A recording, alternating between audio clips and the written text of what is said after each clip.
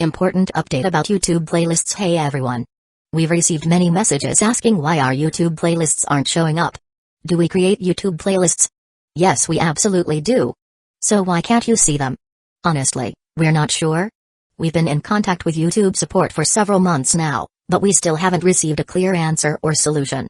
After much discussion, our team has decided to take matters into our own hands. We believe the issue might be related to the number of playlists we've created on a single channel, possibly too many. Our solution? We're launching 2 additional YouTube channels, giving us a total of 3. This way, we can organize our audiobooks better and avoid the playlist visibility issue in the future. This change only affects our YouTube audience. If you're a patron supporter, you can still access all our audiobooks by visiting the collection menu on Patreon. Thanks so much for your time and continued support. Happy listening. Chapter 1. Don't use your mobile phone while walking. Rhodes' head felt dizzy, and a dull ache spread through his arms and thighs, as if he had been hit by a runaway cart. He still remembered being attacked by wild beasts, yet strangely, he hadn't been eaten. At least, not yet. Slowly, Rhodes opened his eyes, expecting to see an unfamiliar ceiling. But instead, he was greeted by the bright glare of the sun. His eyes instinctively narrowed, and he reflexively tried to lift his hand to shield them. Swish! A soft sound echoed as someone carefully closed the curtains, easing the strain on his eyes. Judging by the time, he should be waking up soon. Rhodes heard an elderly woman's voice speaking nearby, but he didn't understand a word of it. It didn't sound like English or any other familiar language either. Tilting his head slightly, he spotted an old woman with pink hair and a distinctive red cloak standing by the window. She was likely the one who had spoken just now. "How do you feel?" A warm, kind voice came from the other side of the room. Turning his gaze, Rhodes saw an old man wearing a distinctive jester-like hat, seated cross-legged in a chair beside the bed. Of course, Rhodes didn't understand him either. His throat felt dry as he struggled to speak. Where is this?" The 2 elderly figures exchanged glances, clear confusion on their faces. They didn't understand a word he had said. Rhodes frowned, thinking for a moment before trying again. "Where am I? Who are you? Is this even working?" But as he watched their expressions grow even more bewildered, a sinking feeling settled in his chest. I tried English. Nothing. Cantonese? Still nothing. Even my broken attempts at other languages. No response. Just what language are they speaking? And more importantly, how the hell am I supposed to communicate? Before he could panic further, the old man in the jester hat suddenly hopped off his chair with surprising agility. It was only then that Rhodes realized something. This man had been standing on the chair the whole time. A stray thought surfaced in his mind. Isn't it rude to think about someone's height? He mentally scolded himself, before noticing something else. Despite his elderly appearance, the short man moved with remarkable ease, not at all like someone his age. "It looks like there's a language barrier. That's a bit troublesome," the old man muttered, scratching his head. "A language I've never heard before." The pink-haired woman mused before turning toward him. "Where exactly did you pick this child up?" "The forest," the old man replied. "I told you already, didn't I?" Just then, a knock came at the wooden door. A young woman, probably around 17 or 18, stepped inside. "Master, it's about time to leave. If we don't head out now, we might miss the regular meeting." "Ah, I almost forgot." The old man, who Rhodes was starting to suspect was someone important, glanced at the pink-haired woman. "Poorly Uzuka, could I trouble you to look after him for now?" "I refuse." Poorly Uzuka didn't even hesitate. "I despise humans, Makarov. Besides, it's noisy here." Yet despite her blunt words, she was already moving toward Rhodes, helping him sit up. Without a word, she poured a glass of water and handed it to him. "Thank you," Rhodes said instinctively. Poorly Uzuka may not have understood the words, but she could guess his meaning. Still, she didn't respond, simply turning on her heel and walking toward the door. "His injuries are no longer serious. I'm leaving," she announced. "Ah, thank you." Makarov sighed, clearly familiar with his old friend's temperament. There was no point trying to convince her otherwise. Rhodes took a sip of water, soothing his parched throat, then watched in confusion as the pink-haired woman exited the room. Meanwhile, Makarov and the young woman had begun talking again, though their conversation was still in the unfamiliar language. From the occasional glances they threw in his direction, Rhodes had the distinct feeling that they were discussing him. Just then, a sharp pain flared in his left leg, making him wince. He shifted slightly and noticed that his left arm and waist were wrapped in bandages. Raising a hand to his forehead, he realized that it, too, was carefully bandaged. The injuries across his body pulled his memories into focus. That's right. The attack. Something about all this felt strange. Before everything went dark, Rhodes clearly remembered waking up that morning, refusing to get out of bed because he and his roommate had stayed up way too late gaming. One by one, Rhodes' roommates disappeared. First, one went out to grab some food and never returned. Then the second followed, only to vanish without a trace as well. Left with no choice. And an increasingly loud stomach. Rhodes finally dragged his last remaining roommate along to go search for them. They decided to split up. One would check the new cafeteria, the other the old one. Rhodes took the latter route. Unfortunately, his journey was cut short when, distracted by his phone, he tripped going up the steps and face-planted spectacularly. By the time he scrambled back to his feet, the familiar surroundings of his university were gone. In their place was an endless, towering forest. What do you do when you suddenly find yourself in a completely unfamiliar place? Don't panic. First, check your phone's GPS to determine your location. If necessary, make an emergency call. Except Rhodes' phone was nowhere to be found. When he fell, it must have gone flying. A creeping unease settled in his chest. Something wasn't right. Is this one of those weird, unexplainable phenomena? There was once a documentary on Magical Archives about cases of people mysteriously vanishing, only to reappear miles away with no recollection of how they got there. Rhodes had always dismissed those stories as nonsense. But now, he wasn't so sure. Worst-case scenario, he hadn't just ended up in another city. He was in an entirely different world. A horrifying thought struck him. What if the other two vanished for the same reason? Regardless, standing around wouldn't solve anything. He needed to find people and ask for help. Taking a deep breath, Rhodes forced himself to focus. After scanning his surroundings, he noticed a faint path to the west. Flattened grass, as if something had passed through recently. Following that logic, he started walking. That turned out to be a terrible mistake. Only a few minutes in, he stumbled upon something he really wished he hadn't. A massive beast. Easily the size of an elephant. Lay resting in the clearing ahead. Its spotted fur was unlike anything he had ever seen, a strange mix between a bear's bulky frame and the distinct snout and hooves of a wild boar. Rhodes barely had time to react before the creature stirred. It opened one eye. Then the other. Then it stood. The earth trembled beneath its weight, the sheer pressure of its presence sending a shiver down Rhodes' spine. Panic surged in his chest, but instinct took over. Grabbing the nearest sturdy branch, he held it up in what he hoped was a threatening manner. The beast was not impressed. With a deep, guttural growl, it lunged. The moment it struck, Rhodes' makeshift weapon snapped like a twig. A powerful impact sent him flying, pain exploding in his ribs as the world spun violently out of control. As his vision darkened, the last thing he heard was the chaotic symphony of the wild. The screeches of birds, the distant howls of wolves, the rhythmic croaks of frogs, and the deep, bone-rattling roar of something far more terrifying. Rhodes woke with a start. His head throbbed. His limbs ached. But he was alive. Did someone save me? Just as he was piecing things together, a gentle voice pulled him from his thoughts. Hi there. Blinking, Rhodes looked up to see the girl who had entered earlier. She wore a deep red dress, the color complementing her long, silvery white hair that cascaded elegantly down her back. The bangs framing her forehead were gathered into a small, tied-up tuft on top of her head, giving her a slightly playful appearance. Her delicate features held warmth, her kind smile radiating an undeniable sense of reassurance. No matter where she went, this girl would undoubtedly attract attention. Both for her beauty and for the warm, gentle aura she carried. Rhodes couldn't understand what she was saying, but judging by the way she waved, she was probably greeting him, right? Hello. Rhodes greeted her hesitantly. His uncertainty didn't seem to bother her. Instead, she responded with a bright smile, one that slightly eased the nervousness building inside him. Just as Makarov had suspected, the girl gave him a look that practically said, I knew it. Unfortunately, I have no idea what you're saying. She admitted with a small sigh. You must be feeling pretty lost and confused right now, huh? She paused for a moment, then smiled apologetically. Not that you'd understand that either. Anyway, the master had to step out for a while, so he asked me to look after you in the meantime. She attempted to communicate with gestures, but it wasn't very effective. Suddenly, her eyes lit up. Oh, right. I haven't introduced myself yet. She pointed at herself, speaking slowly and clearly. I'm Ra-Jane. Rhodes hesitated for a moment before mimicking her pronunciation. Myra.Jane? Ra-Jane's smile grew even brighter. That's right. Me Ra-Jane. Her cheerful demeanor was oddly infectious, and Rhodes found himself repeating the name after her, his pronunciation improving each time. Ra-Jane. He finally said properly. Good. She nodded encouragingly. Then, She pointed to herself again. Mara Jane. Next, she pointed at him. And you? Rhodes immediately understood what she meant. He pointed at himself and answered. Rhodes. Lord? Mara Jane repeated, tilting her head slightly. Rhodes.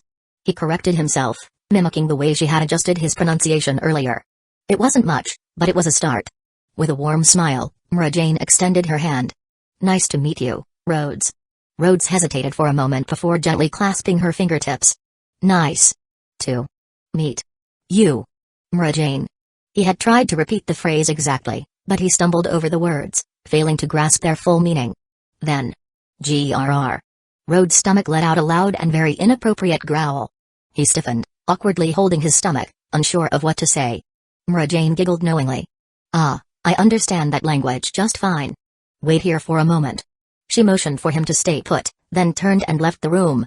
Rhodes watched her go before reaching for the cup of water on the bedside table. Taking a small sip, he began sorting through the memories of what had happened to him. First, there was the sudden appearance of the massive forest, then the encounter with that strange beast, and finally, the people he met upon waking up. The language barrier made it difficult to understand them, but one thing was certain. This was not the world he knew. Not even close. Rhodes wanted answers. How long had he been unconscious? What happened while he was out? Where exactly was he? And, most importantly, was there a way to get back home? But without even the most basic means of communication, he had no way to ask these questions. Frustrating. Sighing, he pulled back the blanket covering him. His left leg still ached, but he could move it. Meaning the injury wasn't too severe. It's best if you don't move around too much. Even though you probably don't understand me. Mara Jane had returned, balancing a tray in her hands. She placed it gently on the bedside table and made a small gesture, signaling for him to eat. On the tray sat a glass of warm milk and 2 neatly prepared sandwiches. The triangular slices of bread were cut cleanly, with layers of crisp lettuce, fresh tomato, and thinly sliced ham stacked between them. The vibrant colors made the meal look incredibly appetizing. Rhodes hesitantly picked up one of the sandwiches, then glanced at Mara Jane, silently asking for confirmation. She smiled and nodded encouragingly. That was all the permission his growling stomach needed. Taking a bite, he was met with the soft, slightly sweet taste of the bread, followed by the smooth, savory flavor of the ham. The tomatoes were a little too tangy for his liking, and the sauce was unexpectedly sweet, making the taste somewhat unusual. But the fresh crunch of the lettuce balanced it out, adding a refreshing contrast. As he swallowed the first bite, a simple yet profound realization settled in. I'm alive. After that, there was no time for appreciation. He devoured the sandwich, barely chewing, stuffing bite after bite into his mouth like a starving beast. By the time he finished the first sandwich, his hunger had eased significantly. He reached for the glass of milk, feeling its warmth through the glass. It was obvious. It had been intentionally heated. She must be someone who's really good at taking care of others. Rhodes cast a grateful look at Mara Jane. She simply smiled, watching quietly as he ate. Chapter 2, Fairy Tale. After clearing the dishes, Mara Jane left the room. A few minutes later, she returned with someone else. It was a man with a rather unusual physique. His body was as round as a giant ball, yet his limbs were oddly thin. Even stranger, his face wasn't fat at all, creating a bizarre sense of imbalance. Rhodes couldn't help but be suspicious. From all the detective shows he had watched, he had a sudden, ridiculous thought. Was this guy even real? This is Ritas. Mara Jane introduced, enunciating each syllable carefully. Ritas Jonah. Rhodes repeated it after her, and Ritas greeted him in return.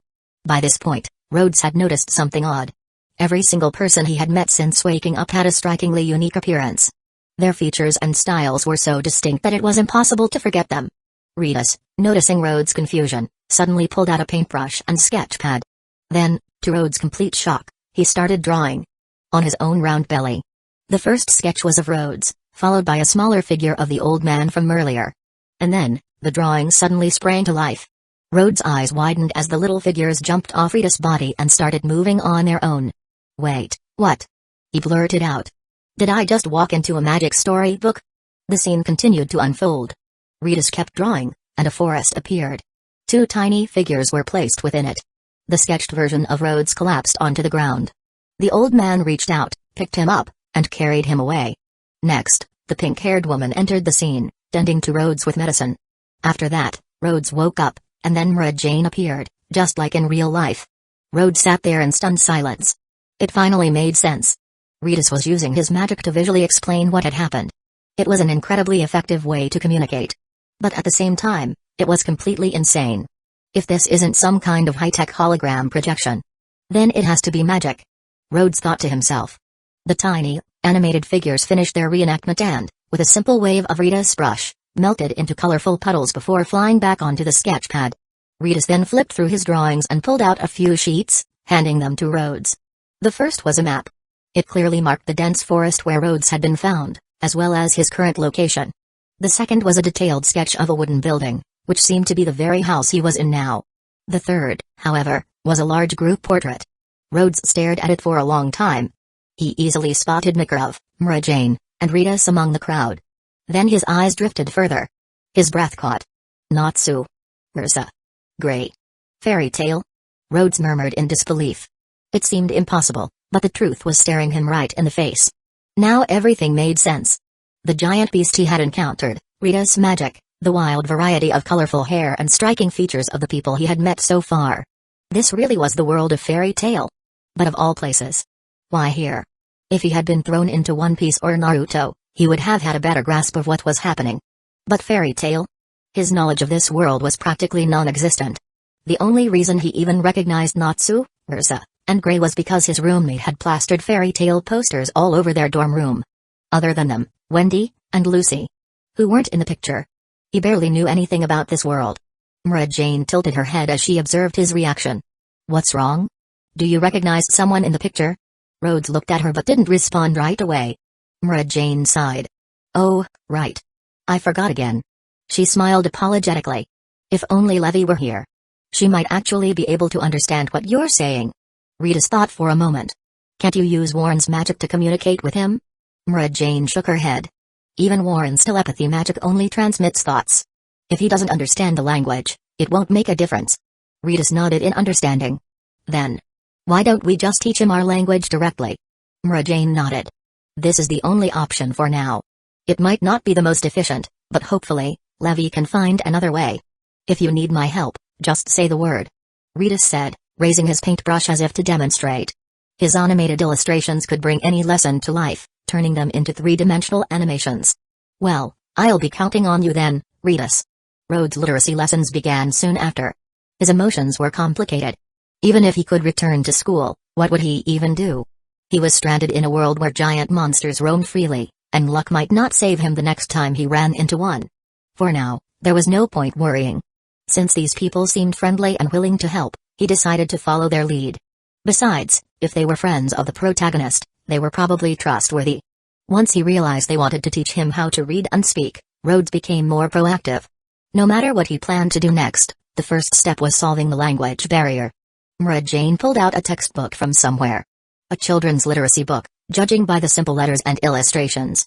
She began teaching him the basics, using it as a reference. To assist with her lessons, she wielded a magical pen that could write glowing letters in midair, each shimmering with different colors. Seeing Rhodes' fascination, Mara Jane smiled and handed him one of the pens. She even went out for a moment to borrow another, then patiently showed him how to use it step by step. Rhodes suspected she had already figured something out. He had never seen magic before. What surprised him was that magic tools could be used by people who didn't understand magic. Holding the pen in his hand, he had a ridiculous thought. Wait. If I can use this, does that mean I technically count as a wizard now? Perhaps because he had nothing better to do, Rhodes found himself surprisingly focused. His literacy lessons progressed quickly, and before long, he had grasped the basic syllables of the language. Next came learning actual words. However, Mara Jane seemed to be quite busy. Every so often, guild members would approach her with paperwork, needing something signed or stamped. Unfortunately, Rhodes couldn't read the writing yet, so he had no idea what any of it said. Some people came and left in a hurry, while others lingered, curiously glancing at him and asking questions. Mara Jane patiently explained the situation to each of them, introducing their names to Rhodes as well. It was a kind gesture, but there were so many people. Without understanding the meaning behind the words, trying to memorize names by sound alone was nearly impossible. And the more people showed up, the more awkward Rhodes started to feel. At first, he was grateful for Mara Jane's kindness. But as guild members continued flocking to her, he realized he was taking up a lot of her time. For some reason, that made him feel embarrassed. Rhodes realized he had probably disrupted Mara Jane's work, causing some inconvenience for others as well. However, Mara Jane didn't seem to mind. After all, Makarov had personally assigned her to take care of him.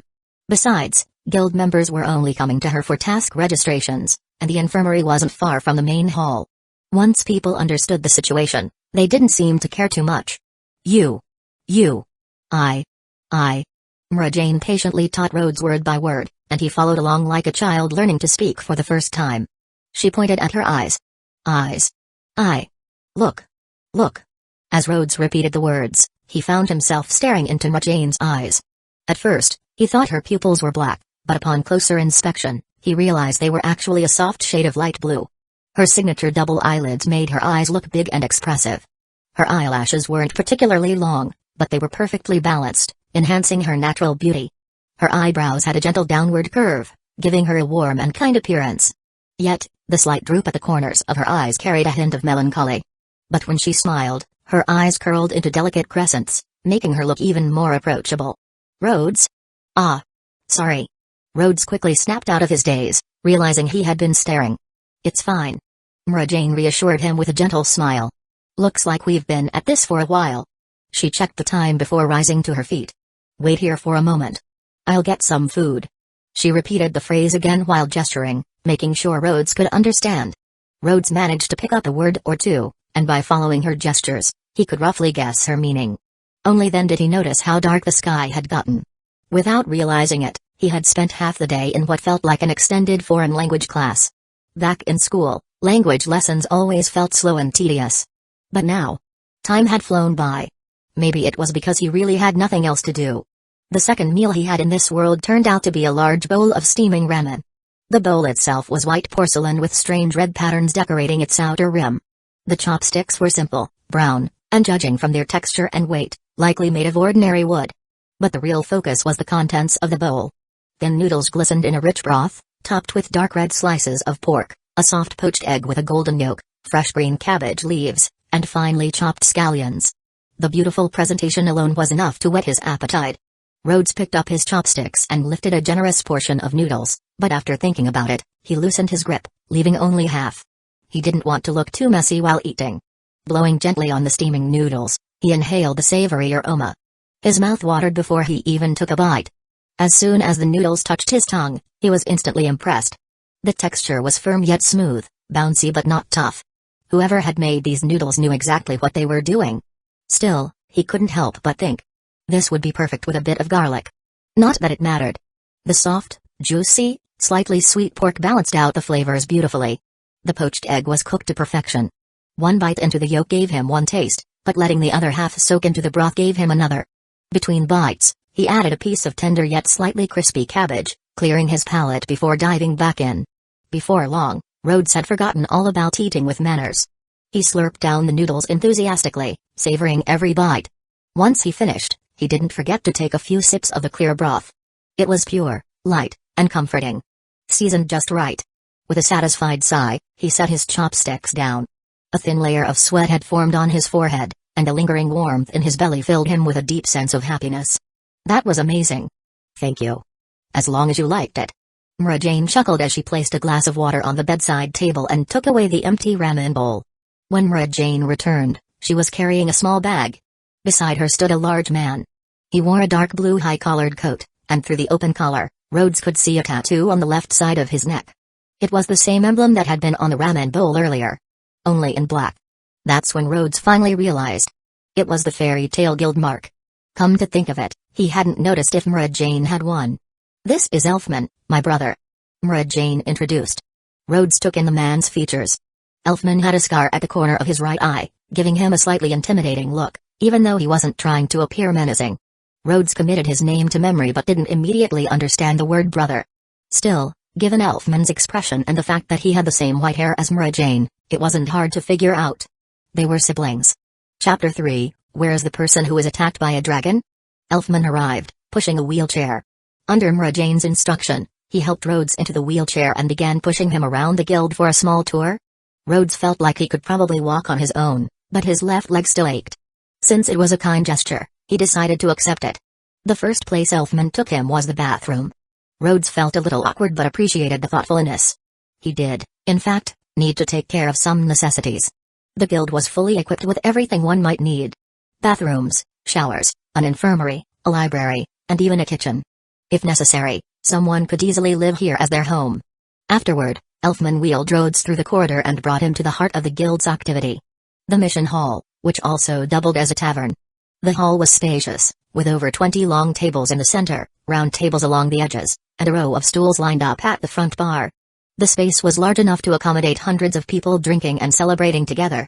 Since it was late, the once lively and bustling tavern had quieted down. Only one girl remained inside, moving tables and chairs into place. She had short purple hair tied with a large red bow. Mara Jane waved at her. "Thanks for your hard work, Lockie. Has everyone gone home?" "Yeah, they all left. It was pretty busy today, but at least there weren't any fights." Lockie responded while sliding a chair under the table. "I'm heading home soon. I need a bath to cool off and wash away the dust." Elfman, who had long been used to Lockie's way of speaking, translated. "She means she wants to take a shower." Mara Jane chuckled. "Sorry about today. The master had something for me to do, so I left the tavern in your hands." "It's fine. If it was something the master asked, then I can't complain," Lockie said, finally turning to Rhodes. She narrowed her eyes slightly, giving him a curious look. "He's kind of handsome." "Who is he?" "I'm not entirely sure myself," Mara Jane admitted with an apologetic smile. "I'm still in the process of teaching him the common language." "Ah, sounds like a hassle." Lockie shrugged, placing the last chair into position. "Well, I'll be heading out. See you tomorrow." "See you tomorrow," Mara Jane responded warmly. Most guild members left for home at night, but Rhodes' situation was different. He obviously needed to stay. Leaving him alone wasn't an option, so Mara Jane and Elfman decided to stay as well. After finishing the short tour of the guild, Rhodes followed Mara Jane for another language lesson. During the lesson, he noticed something interesting. There were no electrical appliances anywhere. The lamps on the tables and walls were oil lamps or candles. Yet, he distinctly remembered seeing a ceiling fan in the tavern earlier. What was powering it? Magic? As he pondered this, Elfman excused himself, probably to gather whatever he needed for the night. That night, Rhodes slept alone in the infirmary while Mara Jane and Elfman found another room to rest. "Good night. I'll be in the room next door. Just call my name if you need anything," Mara Jane said, making sure to use words and gestures so Rhodes could understand. "Thank you." It was one of the few phrases he had learned, and he had already repeated it countless times today. As the lights dimmed, the soft glow of the crescent moon filtered through the window, casting silver beams across the room. Rhodes leaned against the headboard, gazing out the window. No sudden flashes of car headlights. No roaring engines. No endless hum of air conditioners. So many things he used to find annoying were gone. Yet, for some reason, he didn't feel happy. Outside lay a world completely unfamiliar to him. When people have too much time to think, their minds tend to wander. Curiosity and fear about the unknown, anticipation and unease about an unfamiliar environment. During the day, when Mara Jane, Ritas, Elfman, and the others were around, those thoughts didn't feel so overwhelming. But at night, when the lights went out and he was left alone in the darkness, they crept up on him uncontrollably. Can I go back? Or will I be stuck here forever? What will my future even look like? Before Rhodes could spiral too deep into his thoughts, a cheerful voice snapped him back to reality. Good morning. Did you sleep well last night? Good morning. The truth was, Rhodes hadn't slept well at all. But when someone came to check on him so early in the morning, he forced himself to act more energetic. Not that it mattered. His exhaustion was written all over his face. You still look a little out of it, Mara Jane noted, her voice carrying a gentle warmth. It's about time to get moving today. Elfman, can you take Rhodes to freshen up? Elfman cracked his knuckles. If you're a man, you need to toughen up. Rhodes instinctively leaned back. Wait. Does he want to arm wrestle? My injuries aren't even fully healed yet. Elfman, I know, sis. Elfman grumbled, relenting immediately. The day's schedule was much the same as yesterday.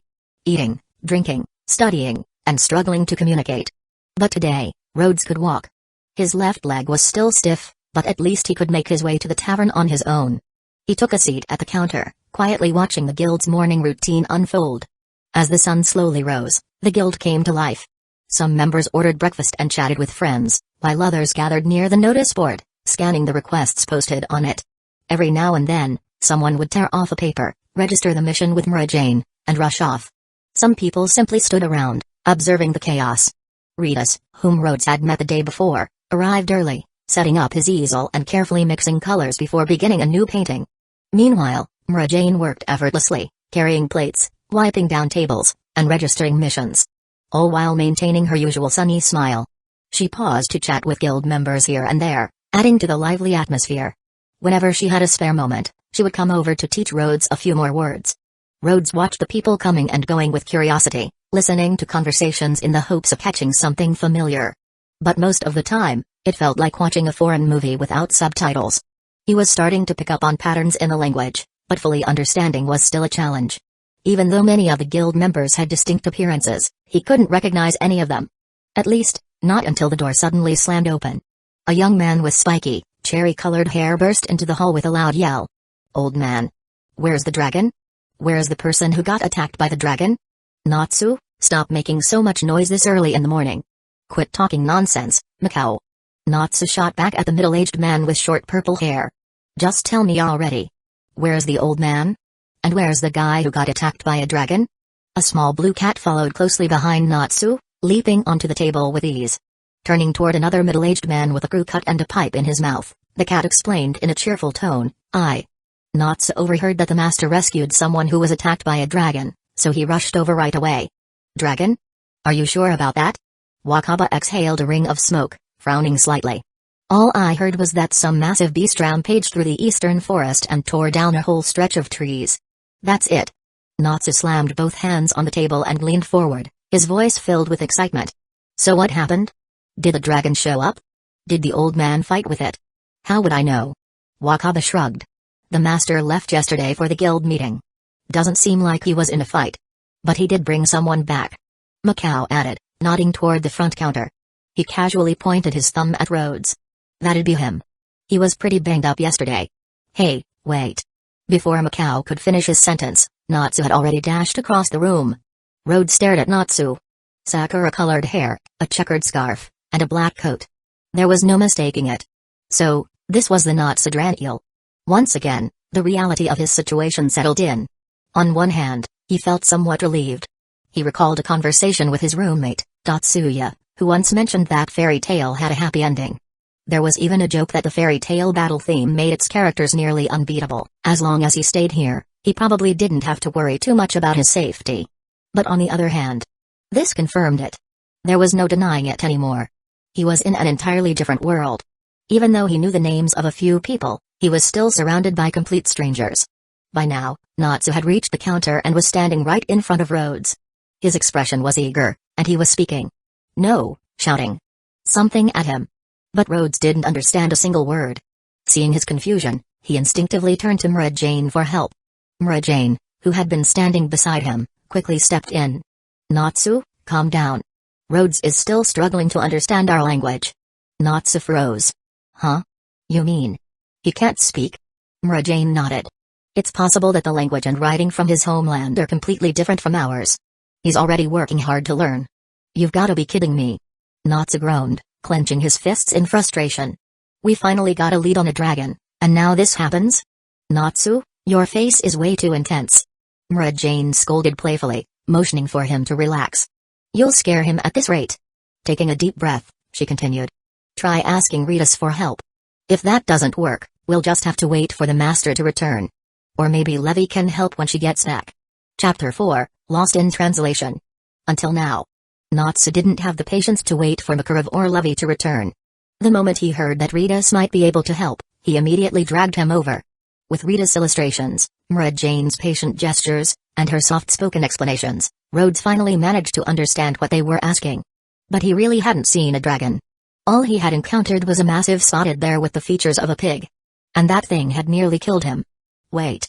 Were dragons even real in this world? Considering that magic existed, the idea of dragons didn't seem far-fetched. Natsu still looked frustrated. "Myra, when's the old man coming back?" "Tomorrow or the day after." Mara Jane answered. "Routine meetings don't usually take too long." Natsu made a quick decision. "Happy, we're not taking any jobs until the old man gets back." The blue cat raised a paw in response. "Aye, sir." Without hesitation, Natsu strode over to a table and plopped himself down. "Myra, I want the flame-set meal." "Got it, it'll be right up." Mara Jane relayed the order to the kitchen. She turned back to Rhodes, sensing his confusion. Natsu doesn't mean any harm.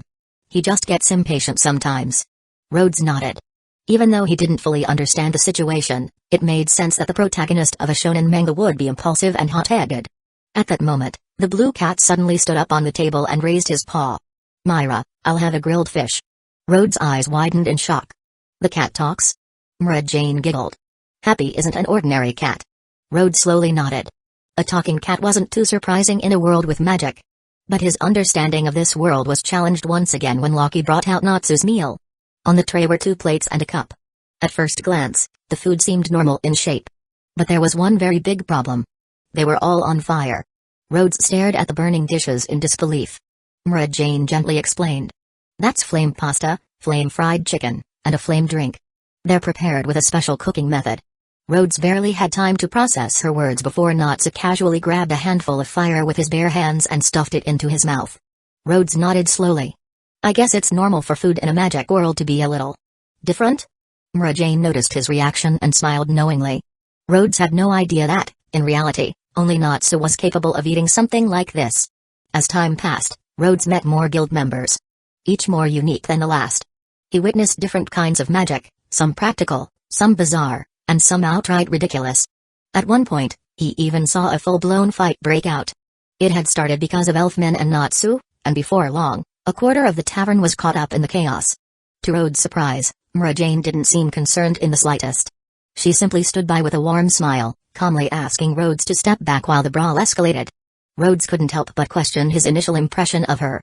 "Maybe Miss Mara Jane isn't as gentle as I thought. She just acts that way because I'm a stranger?" He had expected the protagonist's guild to be lively.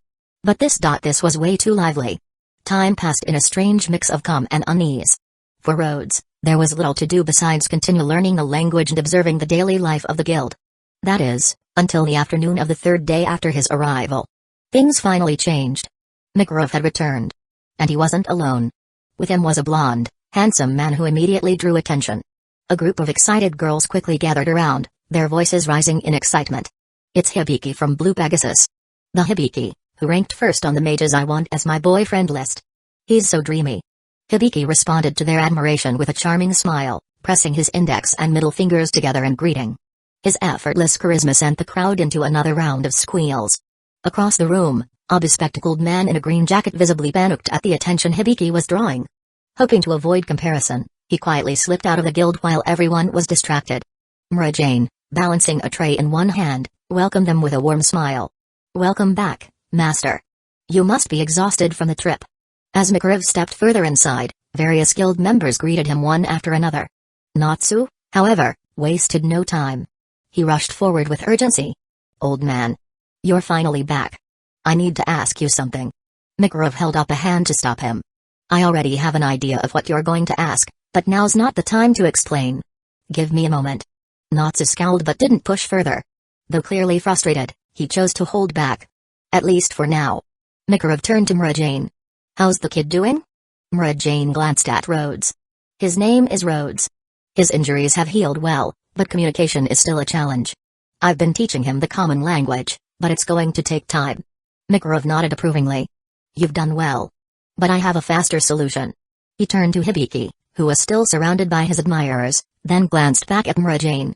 "Let's take him to the infirmary first." Mara Jane nodded. "All right." Rhodes followed Mara Jane back to the infirmary, confused. Were they going to check his injuries again? His wounds had already healed remarkably fast over the past 2 days. By now, only a bandage remained on his forehead. Whatever medicine they had used on him clearly wasn't ordinary. As he pondered this, Makarov and Hibiki stepped inside, ready to begin whatever they had planned. As soon as Hibiki entered the infirmary, he didn't hesitate for even a second. With practiced elegance, he stepped forward, placed one hand over his chest, and gave a gentlemanly bow to Mara Jane. "You must be the famous Miss Mara Jane. I must say, you are even more dazzling in person than in the magazines. It's truly an honor to meet you. I am Hibiki of Blue Pegasus. Please, allow me the pleasure of buying you a drink." Mara Jane rested her cheek against her palm and smiled. "This really isn't the time or place for that, is it?" "Ah, you're absolutely right. My apologies for my rudeness." Hibiki suddenly dropped to one knee in an exaggerated display of chivalry and extended his hand. Then, "Are you free tonight?" Rhodes, who barely understood what was being said, could still tell that this guy was a unique character. Even by fairy tale standards, Hibiki stood out. Wait. Now that he thought about it, wasn't there someone in the guild who looked quite similar to him? But now wasn't the time to dwell on that. Pushing the thought aside, Rhodes turned toward Makarov, stood up, and gave a polite bow. In somewhat stiff but clear common language, he said. Thank you. For saving me. Makarov chuckled. Well, I hope this has been a good learning experience for you. But it wasn't me who saved you. Rhodes blinked in confusion.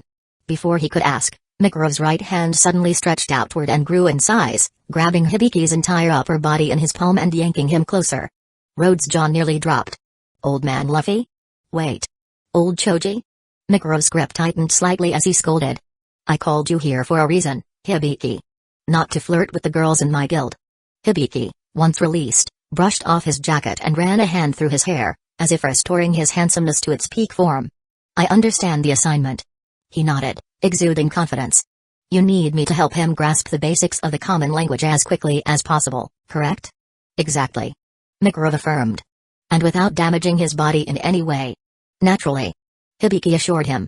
With my magic, I can do it with ease. However. He adjusted his glasses. Receiving such a large amount of information all at once may cause some temporary headaches. Will that be alright? Mura-Jane, standing beside Rhodes, carefully conveyed Hibiki's explanation through gestures and simple words, waiting for his response. Using magic to instantly learn a language. And the only price is a headache. Rhodes didn't hesitate. He nodded decisively. Suffering through a few minutes of pain to master a language was far better than struggling for months trying to learn it the hard way. Short pain was always better than long pain. Makarov nodded approvingly. Alright, let's begin. Hibiki raised his hands, summoning a golden magic circle beneath them. At the center of the glowing formation, a keyboard appeared. As Hibiki's fingers danced over the keys, multiple holographic screens made of shimmering light materialized in the air. Lines of text and symbols scrolled rapidly across them, processing vast amounts of information. One by one, the floating displays vanished, leaving only a single screen. Rhodes was stunned. This is magic? It looked more like something out of a sci-fi movie than traditional fantasy magic. Mura-Jane's eyes widened in realization. Oh, I see. This is archive magic. No wonder the master asked you to come. Hibiki flashed a confident smile. That's right. Now, just to confirm. You're only requesting basic common language skills, correct? Then, with a teasing smirk, he added. I do have an extensive library of knowledge. For example, I could also transfer 100 flawless pickup lines and 80 ways to make a woman happy. Interested? Makarov immediately waved him off. Absolutely not. Keep that nonsense out of this. What a shame. Hibiki sighed dramatically before turning back to Rhodes. He reached out and placed a glowing finger against Rhodes' forehead. Golden light instantly enveloped him. Rhodes had no idea how much valuable knowledge he had just narrowly avoided. The only thing he felt was an intense pressure in his mind. It was as if someone had cracked open his skull and force-fed him information. Pronunciation, writing, sentence structure, grammar. All of it flooded his brain at once. And then. The pain was worse than Rhodes had imagined. It felt like his head was caught between slamming doors, being squeezed from both sides. He clutched his temples and let out an involuntary scream. Makarov and Mura-Jane winced in sympathy, watching him endure the process. Luckily, it didn't last long. The golden glow faded, and the floating screens and keyboard vanished into thin air. It's done. Hibiki announced smoothly, as if he hadn't just put someone through excruciating mental torment. Rhodes collapsed onto the bed, staring blankly at the ceiling with lifeless eyes. His hands remained on his head as he took deep, shaky breaths. Finally. It's over. Mura-Jane chuckled. That was a very well-formed sentence. Huh? Rhodes blinked in surprise. Wait. I can understand you. Chapter 5, is Tatsuya a wizard? All done. Hibiki said, turning to Makarov. Master Makarov, I'll be heading back now. Ah, thanks for your hard work. Makarov replied. I'll complete the commission form later and send it to Blue Pegasus along with the payment. Rhodes quickly bowed his head. Thank you for saving my life, and thank you, Mr. Hibiki, for your help. I am truly moved. Mura-Jane giggled behind her hand. What's with that dramatic reaction? Is Rhodes going to start acting like Loki now?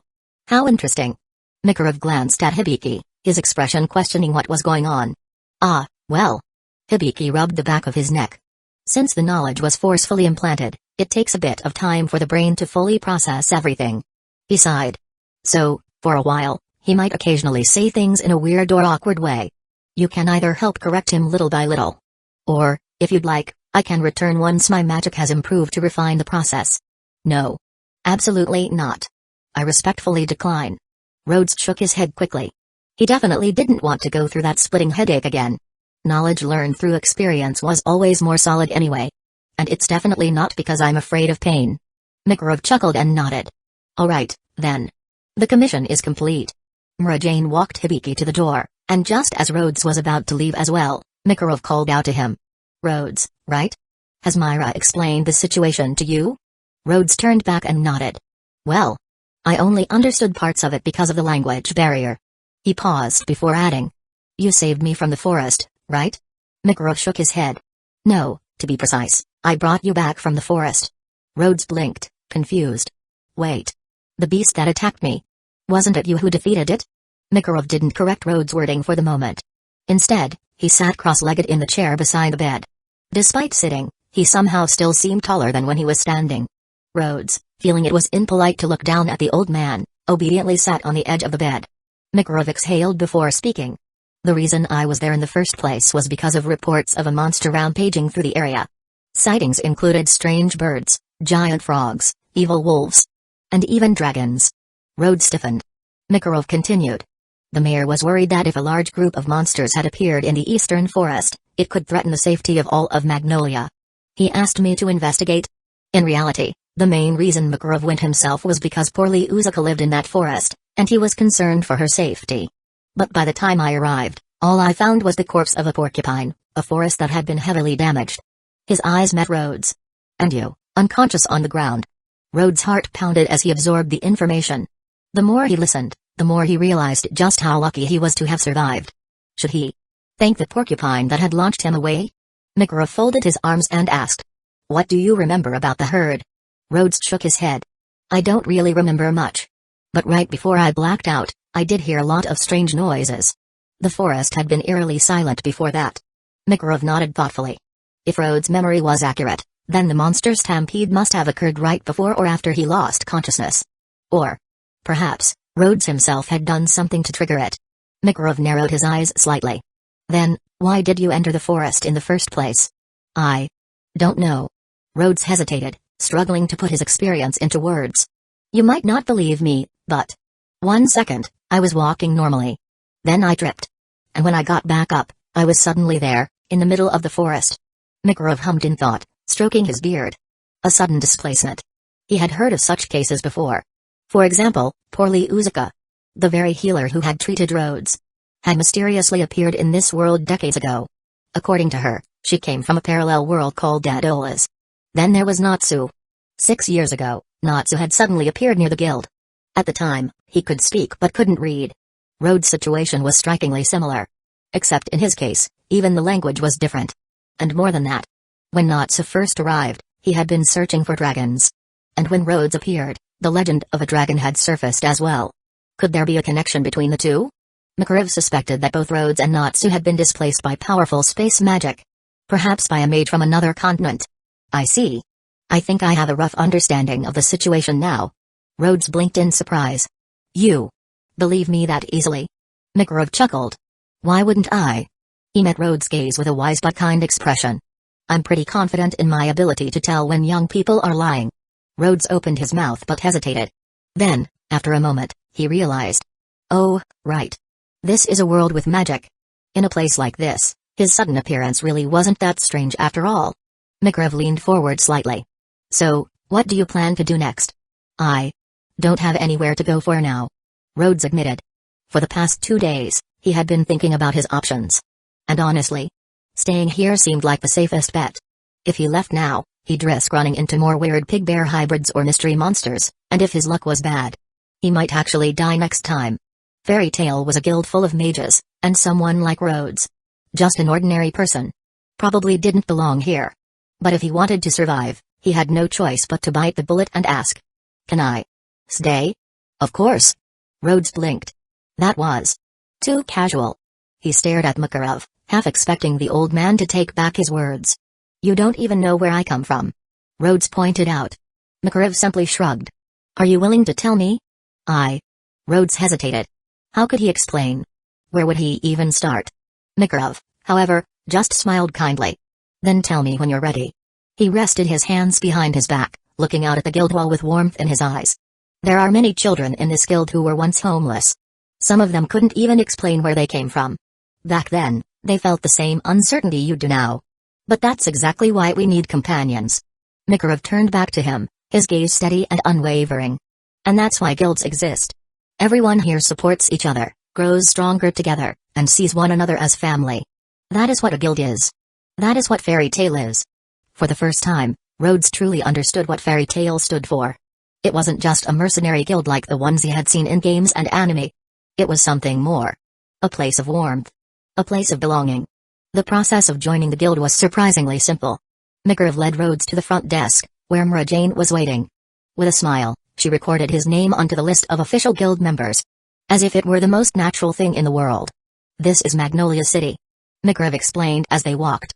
Located in the eastern part of the Kingdom of Fiore. It has a population of about 60,000 and has been a city where magic has flourished since ancient times. Fairy Tale is the only recognized guild in this city. And then, there's this. Since Rhodes lacked even the most basic knowledge about this world, Mara Jane patiently started explaining, beginning with its geography. When the topic turned to Fairy Tale, she pulled out a stamp-like device and smiled. Now, choose a color and where you want your guild emblem. Rhodes rolled up his sleeve and pointed to his left arm. I'll go with blue. He decided. Mara Jane pressed the seal onto his arm, and the emblem appeared instantly. Just like an ink stamp. Rhodes ran his fingers over the spot. It felt exactly the same as before. No roughness, no change in texture. Another magic trick, huh? This won't fade, right? He asked. Of course not. Mara Jane assured him as she tucked the seal away. This emblem represents you as a member of Fairy Tale. No matter where you go, it proves your identity as part of the guild. A wizard of Fairy Tale, huh? Rhodes instinctively covered the mark on his arm. But I don't even know magic. What if I get kicked out? He asked nervously. Mara Jane giggled. How could that happen? If you want to learn magic, you can start anytime. You just need to find the right path. She tapped a finger against her chin, thinking. That said, finding beginner-friendly jobs might be a bit tricky at first. You don't know magic? Makarov, who had been listening, suddenly pointed at Rhodes' chest. Then what's that magic item hanging around your neck? Rhodes blinked in confusion. Huh? He looked down and picked up his necklace pendant. It was a capital L, set against a blue background with gold trim. If he examined closely, faint, intricate patterns shimmered within it. You're telling me this is a magic artifact? Of course it is. Makarov said confidently. Rhodes frowned. No way. That doesn't make sense. This thing was just a League of Legends pendant. A birthday gift from his roommate Tatsuya. Sure, it was well crafted, and probably not cheap, but it was just a simple decorative piece. Right? Could it be that Tatsuya, the guy with thick eyebrows and an honest face, was actually a wizard? Chapter 6, Temporary Home. There's no doubt about it. This is a high-quality magic item. Makarov spoke with certainty. Magic power never lied. He could recognize a magic artifact at a glance. Perhaps Rhodes had managed to survive that monster rampage because of this pendant, even if he himself had no idea how to use it. Rhodes carefully removed the necklace, letting the thin metal chain coil into a small pile in his palm. The pendant rested at the center. Golden lettering against a deep blue background, shimmering in the light like a miniature star. He turned it over, examining every angle, but aside from looking incredibly well crafted, he couldn't tell what made it so special. Tatsuya, you never gave me an instruction manual for this thing. Rhodes blurted in his native language. Makarov and Mara Jane exchanged confused glances. Realizing they didn't understand him, Rhodes sighed and handed the pendant to Makarov. Master, do you know how I'm supposed to use this? You don't necessarily need to know magic to use a magic item. Makarov explained. But once you can use it, you've already taken your first step into magic itself. Taking the necklace into his hand, Makarov murmured something. His words flowing rapidly, almost like a tongue twister. Rhodes tried to make sense of what he was saying, but before he could, he noticed something. The pendant, so ordinary looking in his hands, began to glow faintly in Makarov's. Ah, I see. Makarov mused. It's similar to Celestial Spirit Keys. A magic item that only you can activate. Celestial Spirit Key? Rhodes had no idea what that was supposed to mean. Seeing his confusion, Mara Jane smiled and picked up a light pen, sketching a diagram in the air. Celestial Spirit Magic is a type of summoning magic. She explained. It allows a mage to form contracts with celestial spirits and summon them from the celestial realm to assist in battle. But to do so, A mage must possess special keys. It's a form of holder magic. Rhodes examined the glowing drawing Mara Jane had made. Her art skills, unfortunately, left a lot to be desired. Compared to Rita's illustrations, her sketches were abstract at best. Because of that, he still had no clue what celestial spirits actually looked like. But he got the general idea. So, he used a word that made sense to him. A summoner, then? Makarov chuckled. That's about right. He handed the necklace back to Rhodes. I'll teach you the fundamentals of magic, along with some of the celestial spirit magic techniques I know. He nodded toward the back of the guild. The guild library also has materials on celestial magic that you can study. So, Makarov's gaze met Rhodes, filled with both encouragement and curiosity. Do you want to learn this magic? Rhodes gripped the pendant tightly. Yes, he said firmly. Rhodes stared at the pendant in his hand, the League of Legends-inspired design reflecting the light. So, what exactly could this thing summon? He could already picture the possibilities. With over 100 heroes in that game, if he could summon even just a few of the stronger ones, wouldn't that make him unstoppable? Just the thought made his heart race. But before he could entertain the idea further, Makarov clapped his hands. All right then. We'll start your magic training soon. But first, let's deal with some practical matters. Rhodes blinked. Practical matters? And just like that, Rhodes was kicked out of the infirmary. Since his injuries had mostly healed, there was no reason for him to keep taking up a bed. Now, that left him with a big problem. Finding a place to live. Getting a house in a completely foreign city. No, a foreign world. Felt more than a little nerve-wracking. Thankfully, Makarov had already arranged something for him. A house not far from the guild. Less than a kilometer away in a straight line. Rhodes had already gotten a glimpse of it. It looked like a street-facing shop, with the first floor designed for business and the second floor serving as a living space. The owner was a young man in his 20s named Goodman Reel. Apparently, he had lived there a few years ago but moved out after getting married. Now, he only came by during the day to run the store. The place was already fully furnished. It had a kitchen, a bathroom with a shower, and even a bathtub. The bedroom wasn't very big, but for one person, it was more than enough. The rent? 80,000 jewels per month. Rhodes had no real understanding of how currency worked here, but according to Mara Jane, that was considered incredibly cheap for a place in Magnolia. The landlord's reasoning for the low rent was simple. He wasn't using the second floor anyway, and having a wizard live there made him feel safer. Rhodes suspected that the real reason had more to do with the fact that the guy occasionally visited Fairy Tale's tavern for drinks. Maybe this was just his way of staying on good terms with the guild. Still, even though the rent was cheap, Rhodes had a much bigger problem. He couldn't afford it. The money he used to pay the rent came from none other than Master Makarov. A loan of 150,000 jewels. With 80,000 jewels going straight to rent, that left 70,000 jewels for food and daily necessities. At first, the amount sounded huge.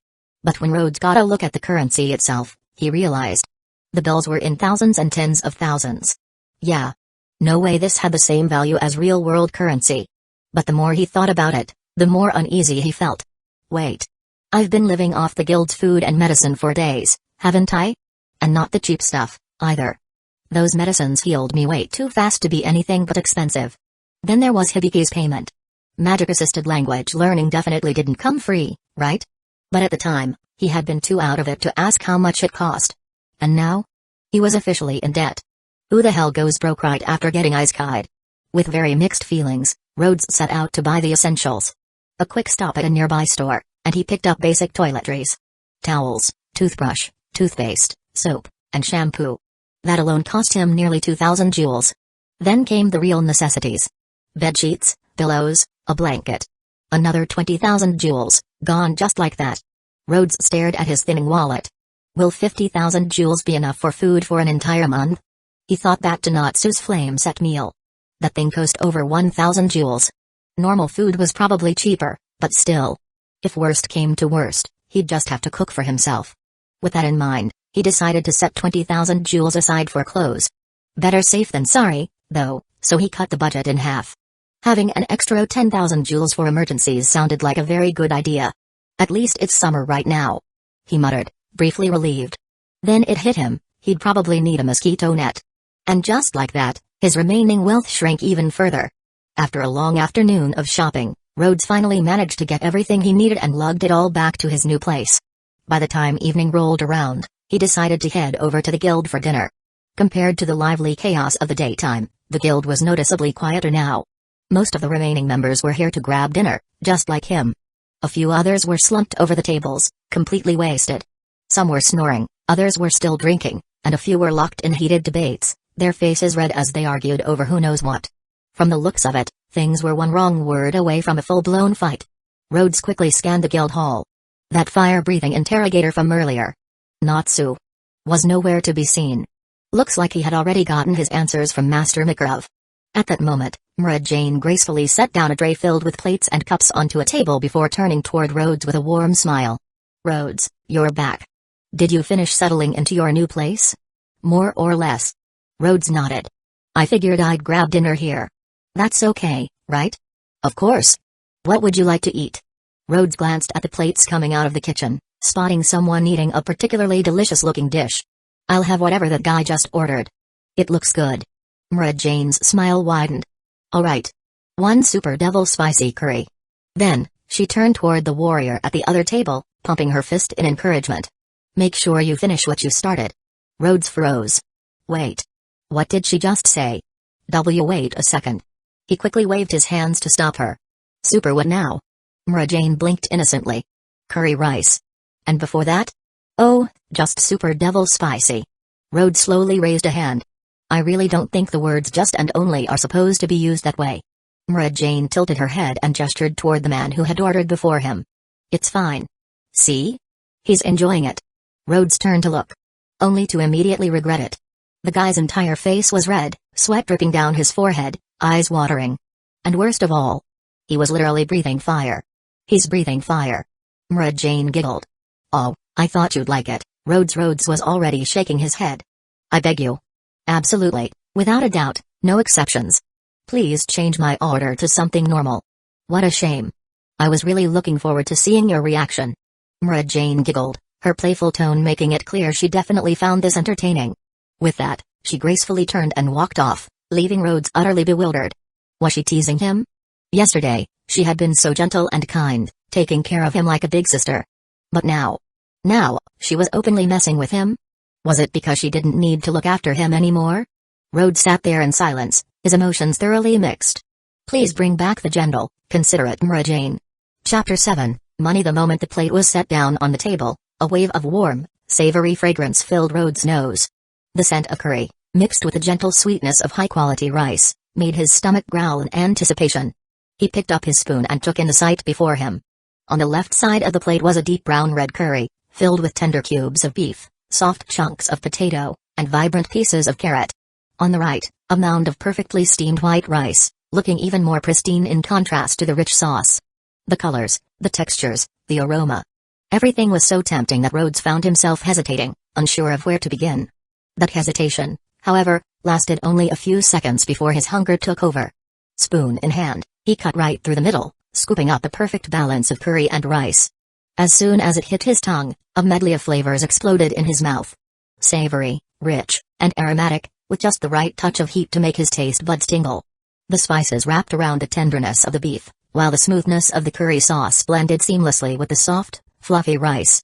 Rhodes wasn't great with spicy food, and even this mild burn made his forehead bead with sweat. But the moment the heat passed, another layer of flavor emerged. The subtle sweetness of the rice, the deep umami of the beef, and the gentle, comforting texture of the potatoes. It was so good. He couldn't stop. Completely absorbed in the meal, Rhodes devoured each bite, utterly lost in the simple joy of eating. "You always seem so focused when you eat." Mara Jane's soft voice snapped him out of his trance. "Watching you enjoy your food like this makes me feel hungrier myself." Rhodes wiped a bit of sweat from his forehead and chuckled. "Of course, I love good food. I never really paid much attention to it before. But now, I think I've started really enjoying the process of tasting each bite." After thinking for a moment, he added, "Maybe it's because I nearly starved the past few days. Or maybe nearly dying makes you appreciate the little things more." Mara Jane's playful teasing faded, and in its place was the gentle, caring expression he had first come to know. "In that case," she said warmly, "you'll have to work extra hard. Our menu here is very long." Rhodes let out a light-hearted laugh. "I'll do my best." "Haha. Wait. Working hard to eat? Or working hard for eating? Either way, something about that sounds really weird." The satisfying meal set him back 500 jewels. But in Rhodes' opinion, it was absolutely worth it. After finishing up, He asked Mara Jane to settle his food expenses from the past few days. With that, his wallet shrunk yet again. Mara Jane looked a little concerned. Are you sure you'll be able to make it to next month like this? Rhodes waved off her worries. I'll be fine. I just need to start earning soon. It's only natural to pay for the food I've eaten. I can't afford to cover the medical expenses yet, but at the very least, I should take responsibility for my meals. Well, those meals were meant as a gesture of support, so you don't have to rush to pay them back. The guild can't be expected to keep covering my meals forever, even if I did trick the master into lending me some money. Mara Jane giggled. It was a temporary loan. Oh, a temporary loan. Rhodes echoed, smirking. He then took a serious look at the menu. If he was careful, he could get by with the cheapest options, which cost just a few hundred jewels. If he wanted to eat a bit more while sticking to basic food, a few thousand should suffice. Of course, if he wanted to really enjoy his meals and order freely, there was no upper limit to what he could spend. Rhodes, who very much wanted to enjoy his food, suddenly felt a heavy sense of pressure. Are there any jobs in the guild that don't require magic? He asked cautiously. Mara Jane tapped a finger to her chin, deep in thought. If you're interested, you could work part-time as a waiter in the tavern. Since you'll need to leave time for magic lessons, the pay would be around 120,000 J per month. Would that be alright? Of course. Thank you. Rhodes agreed without hesitation. For a wizard, 120,000 J wasn't much at all. Someone like Natsu could earn that in a day or two by taking on a bandit sweeping mission. Even lower-tier mages could make that amount in less than half a month by handling smaller, in-town tasks. Only the absolute weakest wizards, those who could only take on minor jobs worth a few thousand J at a time, would stress over this kind of money. Unfortunately for Rhodes, he wasn't even at that level yet. Right now, he was a quasi-magic apprentice. Lower than a beginner-level wizard. Just being offered this job was a favor. Mara Jane had even made sure to note that he should still set aside time to learn magic. Another perk of the job? It included 2 meals a day. After covering rent and essential expenses, it would take about half a year to fully repay the money he borrowed from the master. Of course, Hibiki's commission and Poorly Uzuka's medical fees would take a little longer. But Rhodes figured that after a few months, he'd be able to start taking on actual wizard missions. Once that happened, he'd be able to clear his debts much faster. The road ahead was long and full of challenges.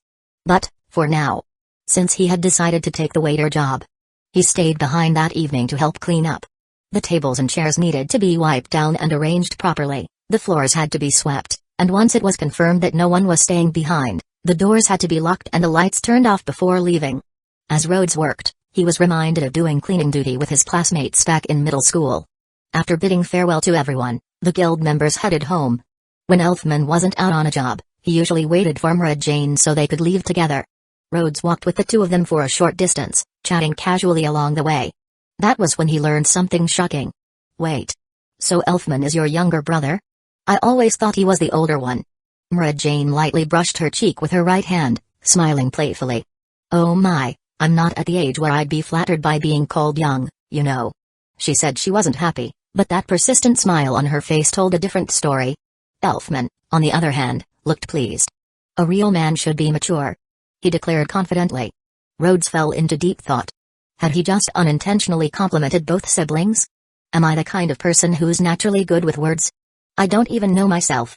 By the time Rhodes arrived back at his place, the landlord had already locked up and gone home for the night. He pulled out the key and let himself in. The house was completely dark, but with the faint moonlight filtering through the window, he carefully made his way up the stairs. The entire structure was made of wood, including the staircase. Fortunately, the steps didn't creak under his weight, which meant the place wasn't too old. Once inside, he fumbled around for a match and lit the candle on the table. The level of technology here wasn't great. There weren't even electric lights. Most people still relied on candles or oil lamps. Magic-powered lamps did exist, and their prices had dropped significantly in recent years, but they were still far more expensive than standard oil lamps. So naturally, the landlord hadn't bothered installing any magical conveniences in this old house that had sat vacant for years. There was running water, at least. But if he wanted hot water, he'd have to boil it himself.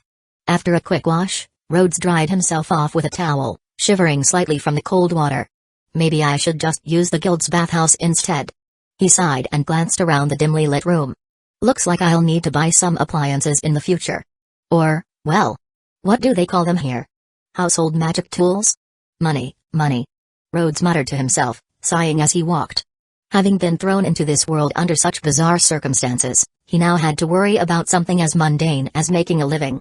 Thinking about his earnings from working at the tavern and the potential rewards from wizard commissions, he couldn't help but look forward to the future. With infinite hopes for what lay ahead, Rhodes drifted into a deep sleep. When Rhodes opened his eyes, golden sunlight streamed diagonally through the window, warming his face. He bolted upright in panic. I'm late. But instead of the usual morning rush of campus life, a chorus of street vendors greeted him from outside. Fresh apples. Crisp pears. Motherwort, best prices in town. Fresh squash. Come take a look. The lively sounds of Magnolia's morning market filled the air. Rhodes blinked, his heart still racing from instinctive panic. And then, slowly, realization set in. Lying back down, he draped an arm over his eyes with a heavy sigh. Right. I guess I won't be attending any morning classes anymore. Is that a good thing? For a while, he lay in silence. Then, shaking off the remnants of sleep, Rhodes got up and washed up, changing into the white t-shirt and cropped black pants he'd bought the day before. After quickly running a hand through his hair to fix his bangs, he headed downstairs only to stop abruptly, turn back, grab the necklace from his bedside table, and slip it over his head before leaving. Good morning, Mr. Rhodes. Did you sleep well? The familiar, enthusiastic voice of his landlord, Goodman Reel, greeted him the moment he stepped outside. Rhodes returned the greeting with a nod. Good morning, Goodman. You're here early. Just arrived. I was about to open up. Goodman replied as he began setting up his shop. The storefront was simple yet clever in design. A large wooden panel, about 2 meters long and a meter wide, made up the main window. Unlocking a few latches from inside, Goodman pulled it outward, letting it fold down. As soon as he extended the 2 wooden legs attached to its sides, the entire panel transformed into a sturdy display counter. Rhodes watched with interest. No wonder the shop entrance was positioned to the side rather than in the middle. With a small smile, he stepped forward and helped Goodman set up the awning before preparing to leave. Wait a second. Goodman called out.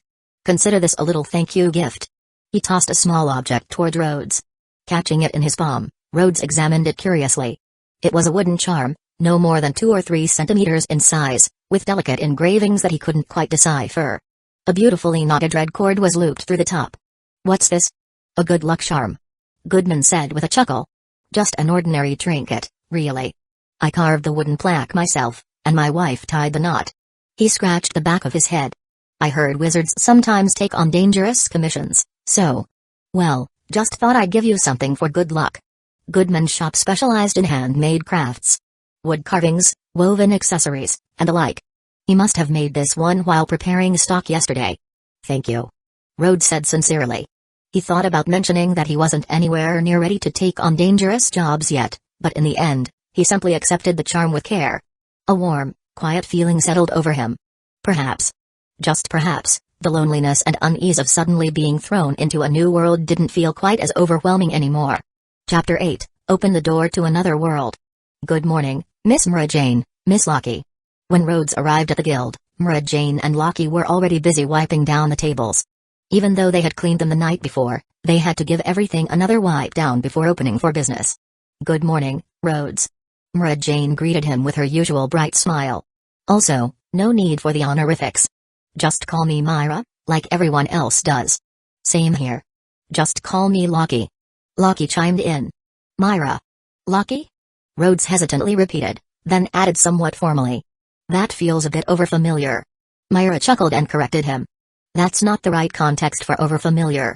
Lockie, on the other hand, dramatically held her face in her hands, her long purple hair partially covering them, as she struck a self-indulgent pose. Maybe Rhodes just sees us as princesses or queens? She mused, pretending to be flattered. Sorry, no such thing. Rhodes deadpanned, immediately shutting the theory down. After helping out a little, Rhodes sat at the counter to have breakfast.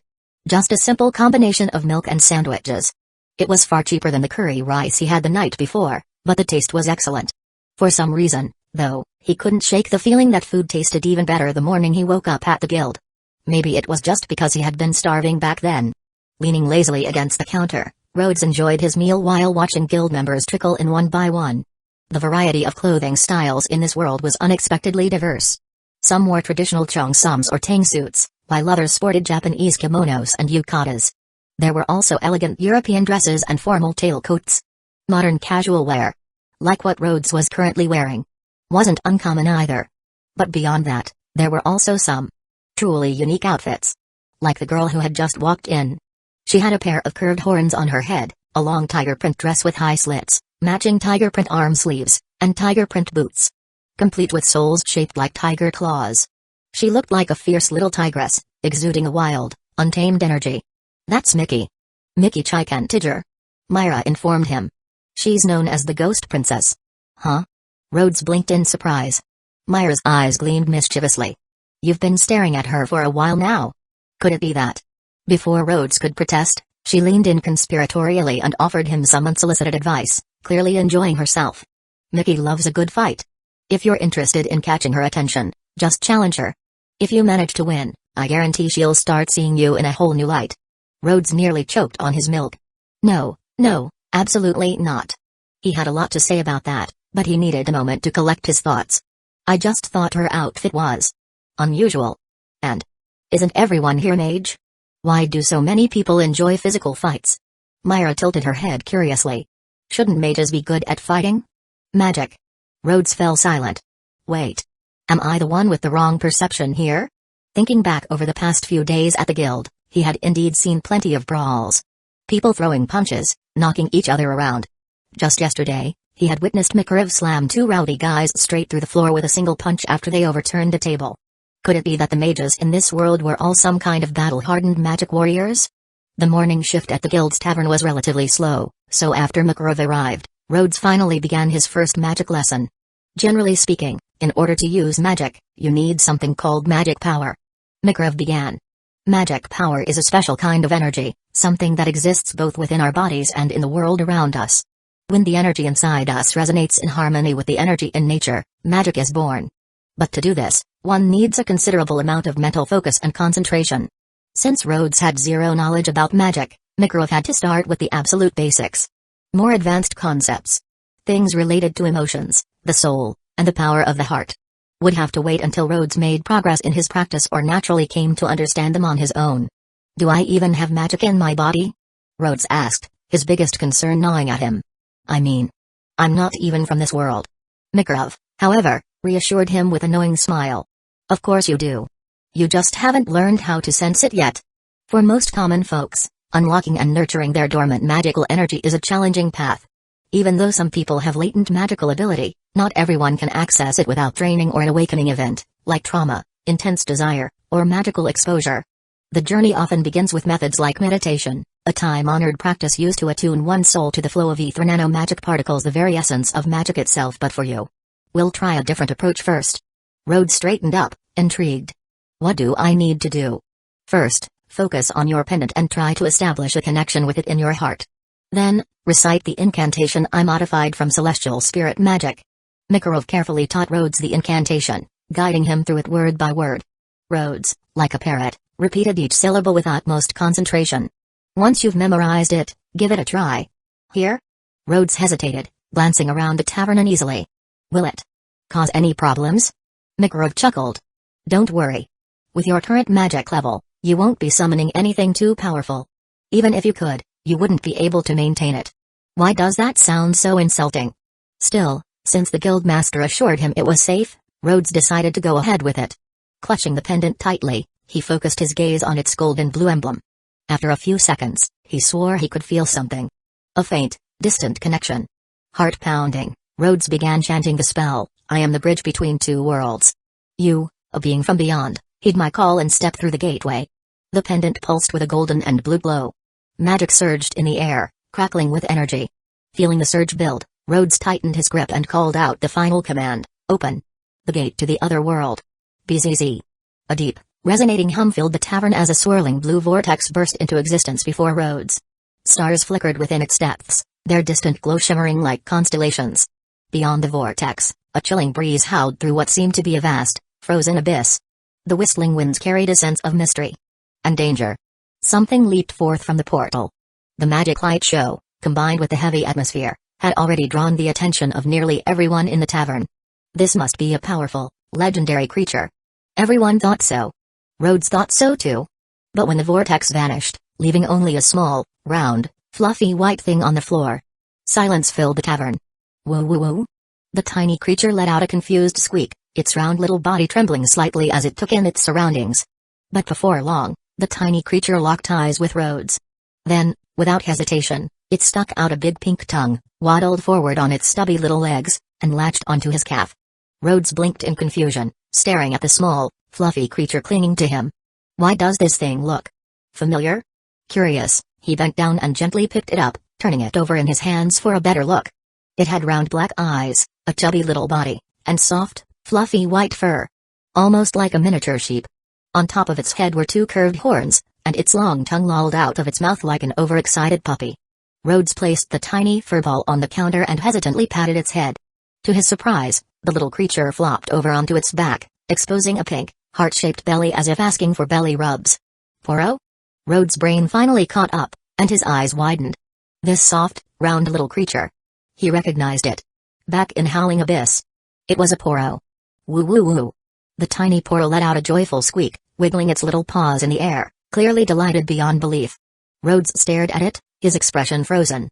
Did I just summon a Poro with magic? Chapter 9, Poro Poro? Is that its name? Such a cute name. Myra's eyes sparkled as she looked at the furry little creature with delight.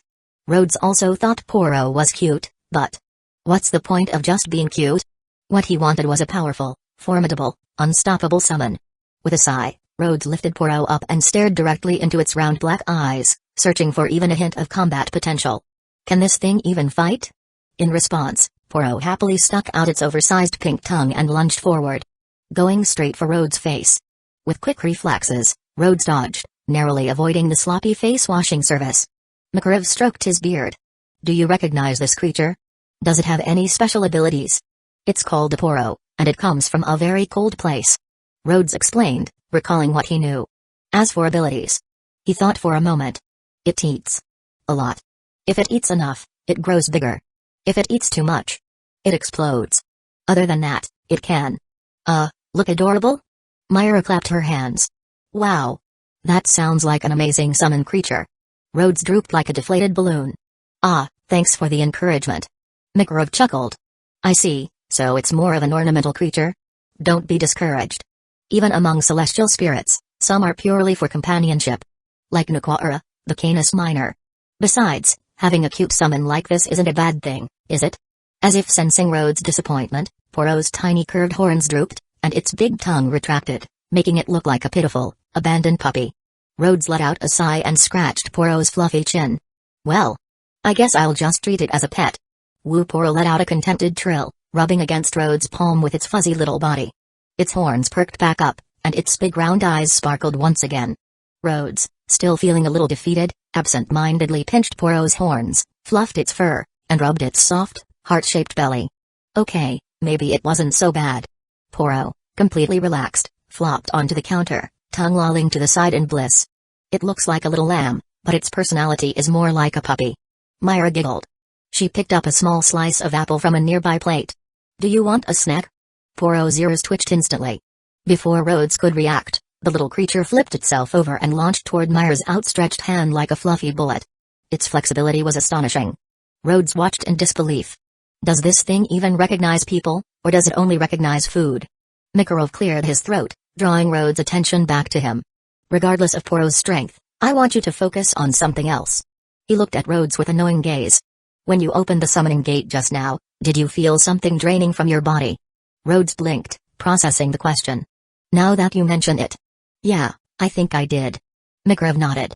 That was your magic power being used. In general, when a celestial spirit mage opens a gate, they also need to use magic power to maintain their summon's existence. I imagine it's the same for you. Makarov nodded in approval. Now, meditate using the method I taught you. Focus on the magic slowly flowing out of your body. Find its source, observe it carefully, and see the true nature of your own power.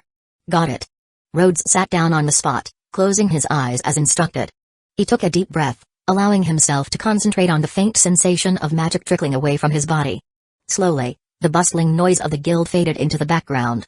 The cheerful sounds of Myra laughing and Poro's playful chirps grew distant. The world around him became silent. And then, Rhodes suddenly saw himself sitting cross-legged in a vast, endless darkness. Around him, faint wisps of blue light flickered like mist, swirling gently in the air. A little further out, he noticed a thin, glowing thread of the same blue light extending from his body. It drifted to the side, leading toward a familiar presence. Poro. So, this is the connection between a summoner and a creature. Intrigued, Rhodes shifted his focus inward, observing the flow of magic within himself. Among the countless floating particles of blue light, something caught his eye. A tiny swirling vortex sat at the center of his chest, slowly rotating like a miniature galaxy. He could feel it absorbing magic from outside his body, while at the same time, magic was seeping out from it. It was a continuous cycle. Magic was being used and replenished at the same time. Rhodes easily sensed this balance. He could even tell how much magic was being drained to sustain Poro's presence and how quickly his body was recovering it. If he had to put it into game-like terms, MP-1 MP plus 99 in other words, his magic recovery rate far outpaced his consumption. The extra magic would likely go toward replenishing what he had lost when he first opened the summoning gate. After realizing that Poro's magic consumption was practically negligible, Rhodes completely gave up any hope of it being useful in battle. At best, it was a pet. With that disappointment pushed aside, Rhodes turned his focus inward once again, carefully observing the flow of magic within his body. He began experimenting. Directing the tiny glowing specks of magic, trying to control their movement. It felt a little awkward at first, like learning to move a new limb, but it worked. Slowly, he guided the glowing strands of energy, shifting them at will. Back in the real world. As Rhodes manipulated his magic, a subtle phenomenon occurred. His hair swayed gently, as if an invisible breeze was passing through it, shifting from left to right. The guild tavern was noticeably quieter than usual. Not because it was an especially peaceful day but because Makarov was watching. Every time someone so much as looked like they were about to start a fight, the guild master would slam his palm onto their head, immediately shutting them up. Even Natsu and Gray, who normally fought at least 3 times a day, hadn't dared to throw a single punch. When Rhodes finally opened his eyes, he was met with Makarov's approving smile. Not bad. The old man nodded in satisfaction. This kid had talent. That's enough for today's magic training, Makarov said, stretching his arms. Now, you should probably check on Poro. Rhodes blinked. Huh? Makarov continued. Celestial spirit wizards normally have to sign a contract with their summoned beings and build a good relationship with them. For you. He chuckled. You'll have to figure it out yourself. Understood. Thanks, Master. Rhodes stood up, instinctively looking toward Myra. Only to realize that Poro wasn't with her anymore. Myra smiled and gestured across the room. Over there. Rhodes turned to look and immediately lost all confidence in his own social skills. It had barely been an hour, and yet Poro had already made more friends than he had. The little creature bounced between tables, wagging its pink tongue as it brushed against people's legs, its soft, fluffy body rubbing affectionately against anyone who gave it attention. Whenever someone picked it up, Poro would immediately snuggle into their arms, blinking big, round puppy dog eyes at the food on their table. A clear, shameless plea for snacks. Rhodes watched, completely dumbfounded. The most shocking thing about this little guy wasn't just how adorable he was, it was how ruthless he was when it came to food. The moment he got a treat, he would immediately scurry away, completely abandoning the person who fed him and heading straight for his next target. Like a fluffy little con artist, he mastered the art of looking cute and collecting snacks in record time. Within minutes, almost everyone in the guild knew about this strange, round creature. But only a few. Thanks to Myra and Loki's introductions actually remembered the name of its owner. Rhodes sighed and waved his hand. Poro immediately turned and sprinted toward him, only to trip over his own legs, tumbling like a fluffy ball of yarn before rolling straight to Rhodes' feet. Instead of getting up, he simply flopped onto his back and exposed his belly, his pleading eyes saying, "Rub me." Rhodes helplessly rubbed the soft, heart-shaped fur on his belly again before picking him up and placing him on the counter. "Can you understand me?" he asked. "Woo woo woo." Poro tilted his head and made a valiant effort to nod. Rhodes continued. "Do we need to sign some kind of contract?" Poro shook his head so vigorously that he nearly fell off the counter. Rhodes hesitated. "If you go back to where you came from, will I still be able to summon you next time? There were a ton of Poros in the Howling Abyss, right?" At this, Poro nodded. Then he shook his head. Then he tilted his head with a pleading look that screamed, "Please don't send me back." Rhodes hesitated for a moment before making a guess. "You will be the one I summon next time. But you don't want to go back?" Poro's tiny horns perked up, his tail wagging furiously. Rhodes turned to Makarov, looking slightly unsure. Makarov chuckled. "As long as your magic can sustain it, and both of you agree, you can keep him here as long as you like. However," he added with a small smile, "if he starts interfering with your ability to summon more creatures, you might have to send him back." Rhodes nodded.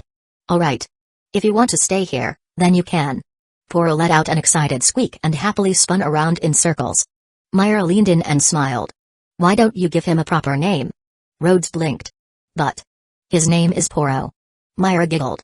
But isn't Poro just a general term? Like calling something dog or cat? He needs a name that's special to him. Poro looked up expectantly, tail wagging eagerly. Rhodes scratched his cheek. I'm really bad at naming things. He stared at the fluffy little ball, thinking hard. How about Snowball? Poro's horns drooped. Puff? No reaction. Fluffball? Poro let out a small whimper. Dumpling? The little creature looked absolutely betrayed. Rhodes scratched his head, turning desperately to Mikarav and Myra. Any suggestions? How about calling him Warm? Chapter 10, Warmth, Happiness and Love. Warm? Rhodes repeated, tilting his head. Myra nodded. Yes, Warm. Because holding it feels so warm. She smiled and continued. You said Poro comes from a very cold place, right? So, I hope that whenever it's by your side, it will always feel warm. Rhodes thought about it for a moment. That actually sounds pretty nice. What do you think? The little Poro's horns perked up excitedly, clearly liking the name. Then it's settled. Rhodes said, nodding. From now on, you're Warm. Myra clapped her hands happily. That's how Happy got his name too. She explained that Happy, not so's ever-present talking blue cat, was named after bringing joy into their lives. Happy can fly too, Myra added. And he can even carry people while flying. It's just a shame that you haven't seen it yet. Rhodes, who had only ever seen Happy walking like a normal cat, was suddenly skeptical. Just as Rhodes was getting used to the name Warm, Myra turned towards him. All right, it's almost noon. Time to get to work. Rhodes nodded. Got it. I'm on it. Setting Warm down on the counter, Rhodes grabbed a tray and got ready for his shift. However, the moment he stepped forward, Warm trotted after him, tail wagging excitedly. Myra giggled. Looks like you have a little helper. Rhodes sighed, but deep down, he didn't really mind. The first order was 2 beers for one of the guild's regulars. Rhodes walked over to a middle-aged man lounging casually in his seat. The man had a brown crew cut, a floral button-up shirt, cropped trousers, and flip-flops. He also had a pipe in his mouth, which somehow made him look even more carefree. Rhodes set the drinks down. Here's your beer. The man, Wakaba, lazily picked up the glass but sighed dramatically. Oh, why didn't Myra-chan bring it over herself? Rhodes nearly rolled his eyes. Yeah, if I had the choice, I'd prefer a beautiful waitress bringing me drinks too. Rhodes placed the drinks down and introduced himself. My name is Rhodes. I just joined Fairy Tale and I'm working as a waiter in the tavern for now. Please take care of me. Wakaba's eyes lit up with interest. Oh, a newcomer. A puff of smoke in the shape of a hand floated out from his pipe as he grabbed another glass of beer and slid it toward Rhodes. As you can see, I use smoke magic. This one's on me. Welcome to Fairy Tale. Rhodes barely had time to react before. Bang. The table shook as the man sitting across from Wakaba slammed his palm down and stood up. Oi, Wakaba, you bastard. He growled, his voice full of irritation. Stop handing out my beer like it's yours. The new man had short purple hair, a light beard, and wore a white trench coat. Most notably, purple flames flickered from his hands as he spoke. The heat from his magic instantly dispersed Wakaba's smoke hand and snatched back the beer glass before it could even reach Rhodes. He straightened his collar with an exaggerated ahem, putting on a self-important expression. If anyone's going to treat him to a drink, it'll be me. Wakaba's eyebrow twitched. Damn it, Mikao. He stood up too, slamming his own glass down before stepping onto his chair and leaning forward aggressively. You wanna start something, huh? Mikao did the exact same thing, stepping onto his chair and leaning just as far forward. Who's afraid of you? The 2 men pressed their foreheads together, neither backing down, a competitive fire burning in their eyes. Above Wakaba's pipe, thick smoke curled and gathered ominously. Meanwhile, Mikao's purple flames flared up, swirling in his palm as both men rolled up their sleeves, preparing to brawl. At that moment, the beer glass they had been fighting over slipped from Mikao's flames. Rhodes quickly caught it, but a few drops of beer spilled onto his hand. He hesitated before speaking up. Guys? Neither of them even acknowledged him. They were already too caught up in their rivalry, 1 second from punching each other in the face. Rhodes scanned the room for help, but instead of concerned expressions, all he saw were eager grins. Some guild members had already started chanting excitedly, fight! Fight! Fight! Teach him a lesson, Wakaba. Mikao, flip him over. Even Lucky, who had been carrying an empty beer glass, had abandoned her duties and joined the crowd, watching with enthusiasm. She casually called out. Rhodes, if I were you, I'd back away right now. Rhodes blinked. Why? Whoosh. A flying beer glass barely missed his ear, whizzing past like a warning shot. Rhodes jerked his head back, only to see that Mikau and Wakaba had already jumped onto the table, gripping each other's hands in a fierce arm wrestling match. Except they were both standing and shoving against each other with all their strength. Rhodes sighed, rubbing his temples. Forget trying to stop them. Instead, he grabbed his little poro with one hand, the innocent beer glass with the other, and tucked the tray under his arm before swiftly retreating to the counter. Straight to the safest place in the guild. Right next to Master Makarov. Placing the beer down, Rhodes turned to the guild master, his voice tinged with disbelief. Master. Should we really just let them go at it like this? Makarov simply picked up the glass of beer Rhodes had brought over and took a calm sip. Let them be. He waved a hand dismissively. It's not fairy tale if there isn't a little chaos. Now that no one was meditating, there was nothing stopping a good old-fashioned brawl. In fact, someone in the crowd had even started taking bets. The moment the odds were called, Makarov casually tossed 1,000 jewels into the pot. I bet Wakaba falls first. He grinned. Rhodes stared in silent horror. I thought the guild was only this chaotic because you were away. He watched as Makarov cheered alongside the others, then dropped his head in despair. Is there seriously no normal person in this guild? Mara Jane, calmly wiping a wine glass, smiled sweetly. Don't say that. This is fun. At the center of the mayhem, Mikau and Wakaba's match escalated. The long table beneath them creaked dangerously, and in the next few seconds, crash. The table collapsed under their weight, stools were knocked over, and the two rolled apart, gasping for breath. After seeing no further destruction, the onlookers quickly lost interest and dispersed. For fairy tale, this was just a minor scuffle. One of many. Rhodes watched the two men, who were now sitting at separate tables, arms crossed and glaring at each other. Are they okay? He asked hesitantly. Mara Jane chuckled, placing the freshly cleaned glass back on the counter. Oh, don't worry. She tilted her head toward them. Give it a few minutes. They'll be drinking together again in no time. Mara Jane, completely unfazed by the wreckage around her, turned to Makarov with a sweet smile. Master, that glass of beer earlier. I'm still putting it on your tab. Makarov froze mid-sip. Huh. That beer was clearly Mikau's order. Mara Jane's smile didn't falter. But you were the one who secretly drank it. Makarov grumbled in defeat. Yeah. With his failure to dodge the bill, the once proud and mighty guild master visibly deflated. Watching the exchange unfold, Rhodes felt his image of Makarov begin to crack. Wait. This old man isn't as righteous as I thought. He looked around at the utter madness that was fairy tale and came to a painful realization. No wonder the guild is like this. The master is just as bad as the rest of them. Before he could ask what would happen to the shattered table, a familiar figure strode forward. Lucky. She raised her hands, forming a strange, theatrical pose. Would make sincere friendship table. At her command, the splintered wooden broken legs of the table suddenly began to shift. Like pieces of a puzzle reassembling themselves, the fragments bent, stretched, and fused back together, restoring the long table to its original shape. As if nothing had ever happened. A buck-toothed guild member standing nearby let out a heavy sigh. Why do you always have to give your spells such weird names? Lucky pushed her purple hair back, adjusting her glasses with a self-satisfied smirk. Oh? Are you jealous of my magic and unparalleled talent? The guild member vehemently waved his arms. Who the hell would be jealous of that? But Lucky was already too deep in her own world, resting her cheek on her hand with a dramatic sigh. Sigh. I really am such a sinful woman. Rhodes. He had suspected it before, but now there was no doubt. Lucky was definitely a narcissist. Still, her magic was seriously convenient. But her magic was quite handy, almost on par with Yamato from the next studio over. No wonder no one holds back when destroying the guild. Chapter 11, The Big Sister and the Pervert. Molding magic is a type of magic that allows a mage to form something using their magic energy. Myra explained to Rhodes while wiping down the counter. On the other hand, some shaping magic can also be used to erase or take away a specific shape. Rhodes listened intently, finding this magic surprisingly practical. That sounds incredibly useful. He mused, picturing all the possibilities.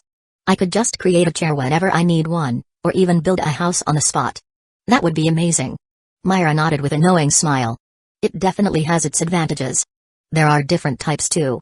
Wood make magic, like what Lucky uses, as well as ice make, earth make, and many more. The fascinating part is that each type of shaping magic reflects the personality of the caster. Personality? Rhodes raised an eyebrow. How does Lucky's magic reflect her personality? He glanced at the self-absorbed Loki, who was admiring her own reflection in a polished beer mug. Ah. Is it in the naming of her spells? Myra giggled mischievously but didn't answer. Instead, she turned to Rhodes with an interested look. Speaking of magic, I don't think I've told you what my magic is, have I? Makarov, who had been watching lazily with a drunken smirk, glanced at the two of them but chose not to say a word. You? Rhodes tilted his head. I haven't seen you use magic yet. What kind of magic do you use, Myra? Myra's smile widened. Here, let me show you. She clasped her hands together, and in a puff of white smoke, something unexpected happened. The smoke cleared. And Rhodes nearly fell off his stool. Myra's body remained exactly the same, but her head had transformed into Worm, the tiny Poro. Rhodes' brain short-circuited. Worm, the actual Poro, was even more terrified. The little creature skittered backward across the counter, dragging its fluffy butt behind it as if trying to escape. But Myra wasn't done yet. Now, change. Only the head, Rhodes. Poof. Rhodes stared in horror as his own face suddenly appeared on Myra's body. His head, her dress. Sister. You're my real sister, please have mercy. Rhodes clutched his head, feeling like he was about to have an existential crisis. Myra changed back to her normal form, looking completely unbothered. Oh? I thought it looked pretty good. Rhodes shuddered. The fact that you can do it so well is exactly why I'm worried. Myra giggled, correcting his grammar again. Not worried. Troubled. Rhodes sighed. Yes, troubled. Wait, so you knew all along? Myra just smiled even more sweetly, which only made him more nervous. Bang. A stack of bills slammed down on the counter. Myra, get me a barrel of beer. A tall brunette woman in a revealing outfit leaned casually against the counter, a confident smirk on her face. Kana, drinking this early? Myra asked, raising an eyebrow. Hee hee. Kana winked playfully. I was planning to take on a job after lunch, but thanks to Macau, I just made some quick cash. Congratulations. Myra replied smoothly, effortlessly lifting a full beer barrel onto the counter with one hand. Rhodes' jaw dropped. Wait. That barrel is ridiculously heavy. I struggled just to roll it across the floor. And Myra just lifted it like it was nothing. Is she really a mage? The girl Myra had called Kana was certainly something else. Without hesitation, she popped the cork off the barrel and tilted it back, guzzling the alcohol straight from the massive container. Rhodes could hardly believe his eyes. Where the hell do these girls get their strength? Myra had effortlessly lifted a heavy beer barrel like it was nothing, and now Kana was downing a ridiculous amount of alcohol with ease. Does magic enhance strength too? Rhodes couldn't help but steal a few glances at Kana before awkwardly looking away. This woman was way too bold. Her lower half was dressed in casual cropped pants and leather sandals, but the upper half. Rhodes was too flustered to tell if she was wearing a swimsuit, lingerie, or just a particularly daring top. Either way, the open vest, bare waist, and abundant cleavage were a lot to take in. For someone thrown into this world out of nowhere, it was a bit much for him to process. Worm, however, had no such worries. The little furball saw someone sitting down and immediately trotted over, tilting its fluffy head as if to beg for food. Huh? You want a drink too? Kana grinned as she noticed the tiny creature at her feet. She waved at Myra, already reaching for a cup. Myra, grab a small glass. Let's see if this little guy can handle some booze. Myra paused. Rhodes, can Worm even drink alcohol?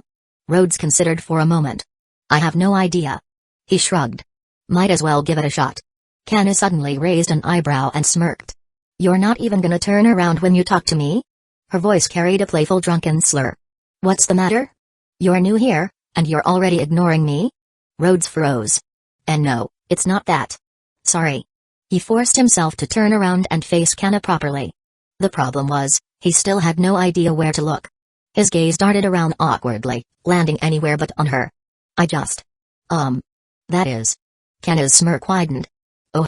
Her brown eyes gleamed with amusement, and she leaned forward slightly. Wait a minute. Don't tell me. You're the shy type, huh? She grinned wickedly. Let me guess. You've never even had a girlfriend before, have you? Rhodes felt an instant headache coming on.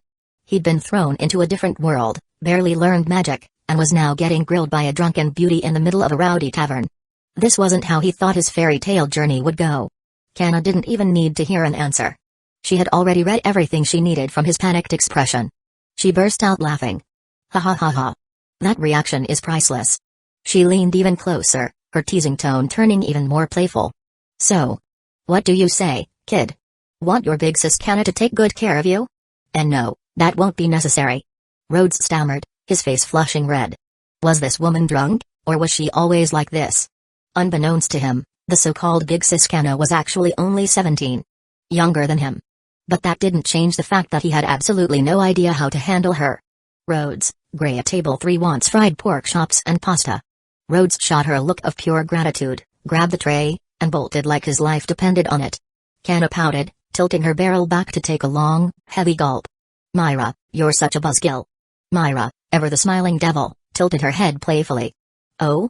But I thought you really cared about Rhodes, big sis Kana. Her voice dripped with mischief. Should I have let you hug him first? Or maybe kiss him? Or just skip to the good part and PFFT? Kana nearly choked on her drink, spewing out a mouthful of wine. The confident, smooth-talking big sis from earlier? Now flustered beyond belief. Her face turned red, and she slammed the counter in protest. Enough, enough. She glared at Myra, who just chuckled. Meanwhile, Rhodes had already made his great escape. Rhodes recognized the name Gray. He had seen posters of him around the guild. But compared to Natsu's loud personality, Gray didn't seem as memorable. At least, until now. As Rhodes approached table 3, tray in hand, he looked up. And froze. Eyes widening. Jaw dropping. Brain short-circuiting. Naked. Naked. Naked. Why is he naked? Rhodes nearly dropped the tray. Sitting right in front of him, as if it were the most normal thing in the world, was a shirtless man. Rhodes' poor, innocent brain struggled to process the blatant disregard for clothing. Huh? What's wrong? Gray raised an eyebrow. Rhodes' eye twitched. This guy's chest and ABS were ridiculously toned, sure. But that wasn't the point. Why was he half naked in broad daylight? Rhodes scanned the floor. A shirt, trousers, and shorts were carelessly strewn about. It wasn't like Gray had lost his clothes. He had clearly taken them off on purpose after entering the guild. Huh? Gray blinked in confusion and looked down at himself. His bare torso in full display. Wait. When did I take them off? He frantically grabbed his clothes and hurriedly put them back on, looking as lost as Rhodes felt. Sitting across from him, a buck-toothed man casually explained, "Don't worry about it. Gray's not a pervert. He just strips unconsciously." Rhodes stared at him, his expression blank. "I must have learned the common language wrong," he muttered. "Since when does randomly taking off your clothes not count as being a pervert?" The buck-toothed man glanced at Gray, considering it for a moment. "Yeah, no. Now that I think about it, you might as well just assume he is. Who the hell are you calling a pervert, you bastard?" Gray slammed his fist on the table and stood up, glowering at the other man. "You wanna fight?" Rhodes watched the sudden escalation, completely unfazed. It seemed he was finally adjusting to the fairy tale communication style. Step 1, trash talk. Step 2, if you disagree, fight. Wait. A thought struck Rhodes. So if he had felt overwhelmed by Kana earlier, should he have just fought her instead? No, that wouldn't have ended well. For one, it's not great to punch a girl. More importantly, he'd probably lose. Rhodes sighed. Then, his gaze flickered back to Gray. Wait a second. Where did his shirt go again? Chapter 12, Magic Encyclopedia. Rhodes managed to return unscathed after witnessing yet another round of wizard brawling. By then, Kana had already disappeared, still hugging her barrel of booze like it was her life's greatest treasure. Meanwhile, Worm was fast asleep on his back, tiny belly exposed, snoring softly. Mikrov was sitting cross-legged nearby, a large snot bubble inflating and deflating from his nose with each breath. Rhodes poked Worm's belly. No response. He waved a hand in front of Mikrov's face. Still nothing. Why are they both sleeping so soundly? He asked, puzzled. Myra covered her mouth, laughing softly. Both of them got drunk off their feet thanks to Kana. Rhodes glanced across the room at the wine-chugging menace, who was currently hunting down Mikau for another drinking match. That woman is brutal. Well, actually. Myra almost spilled the truth about Kana's real reason for drinking, but at the last second, she changed her mind, deciding it would be more fun to let Rhodes find out for himself. She's a really good person, Myra said sweetly. Probably. Rhodes wasn't entirely convinced, but he decided to let it go for now. Then, a completely unrelated mystery popped into his mind. By the way, he asked, is there magic in this world that lets someone instantly remove their clothes? Myra nodded. Yup. That would be requip magic. A lot of female wizards use basic requip spells to instantly change outfits when traveling. Super convenient. Rhodes' mind whirred as he connected the dots. So then, if someone mastered requip magic to the highest level, they could even switch out armor and weapons in the middle of battle, right? Myra nodded. Exactly. Rhodes snapped his fingers. Got it. That means the one who's best at requip magic must be Gray. His answer was instant and confident. After all, Gray was one of the main characters in Fairy Tale. He had to have some kind of special ability. And besides, Rhodes had just witnessed Gray's instant shirt removal spell in action. The strongest requip user had to be him, right? His analysis was solid. Logical. Foolproof. Or so he thought. Myra smiled gently. Nope. Rhodes froze. Huh? Gray is an ice make wizard. He creates ice constructs using his magic. That clothes stripping thing? Myra shook her head, suppressing a giggle. That's just a bad habit he picked up during training. That's not magic? Rhodes felt like his world had been shattered. Then, who is the strongest requip wizard? Myra smiled knowingly. That would be Ursa. Ursa? Ursa Scarlet. Myra's tone was filled with genuine admiration. She's the strongest female wizard in the guild. Her requip magic is on an entirely different level. She can switch between dozens of armors and weapons instantly. Then, Myra added with a playful wink. And she's very beautiful too. Look forward to meeting her. Myra suddenly leaned in conspiratorially, her voice full of amusement. You know, if you're interested in Ursa, I have some insider information. Rhodes instantly felt a chill. Myra's smile was way too devious. The last guy in the guild who tried to pursue Ursa was Loke. You know, the charming playboy type. Rhodes nodded slowly. Myra giggled. She beat him half to death. Rhodes froze. Noted. Myra tapped her chin thoughtfully. But who knows? Maybe you are exactly her type. I value my life, thank you. Rhodes gave an exasperated look. Miss Myra. Your mischievous side is getting more and more obvious. And also, do you just enjoy gossip? Being a waiter in Fairy Tale's tavern was a strange mix of peaceful, noisy, and sometimes downright dangerous. If you weren't fast enough, you could accidentally get caught in a brawl. If you were smart enough, you could enjoy the show from a safe distance.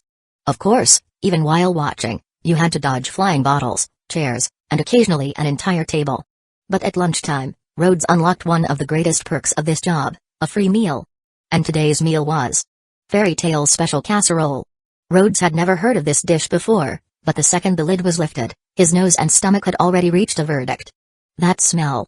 It was so good that even Worm, who had been completely knocked out from drinking with Canna, suddenly woke up, following the aroma like a hungry little spirit. Inside the thick, simmering broth, pieces of tender chicken legs, juicy pork, sausages, and creamy white beans were perfectly arranged. A thin, golden brown crispy layer floated on top, glistening with rich, flavorful goodness. Rhodes was already drooling. Myra and Lockie took their seats. All right, let's eat. Myra said cheerfully. Rhodes didn't even hesitate. He scooped up a spoonful of broth and took his first sip. And in that moment, his soul ascended. The soup was rich, thick, and absolutely bursting with umami. Rhodes put his spoon down dramatically and clapped his hands in appreciation. This would be absolutely perfect with rice.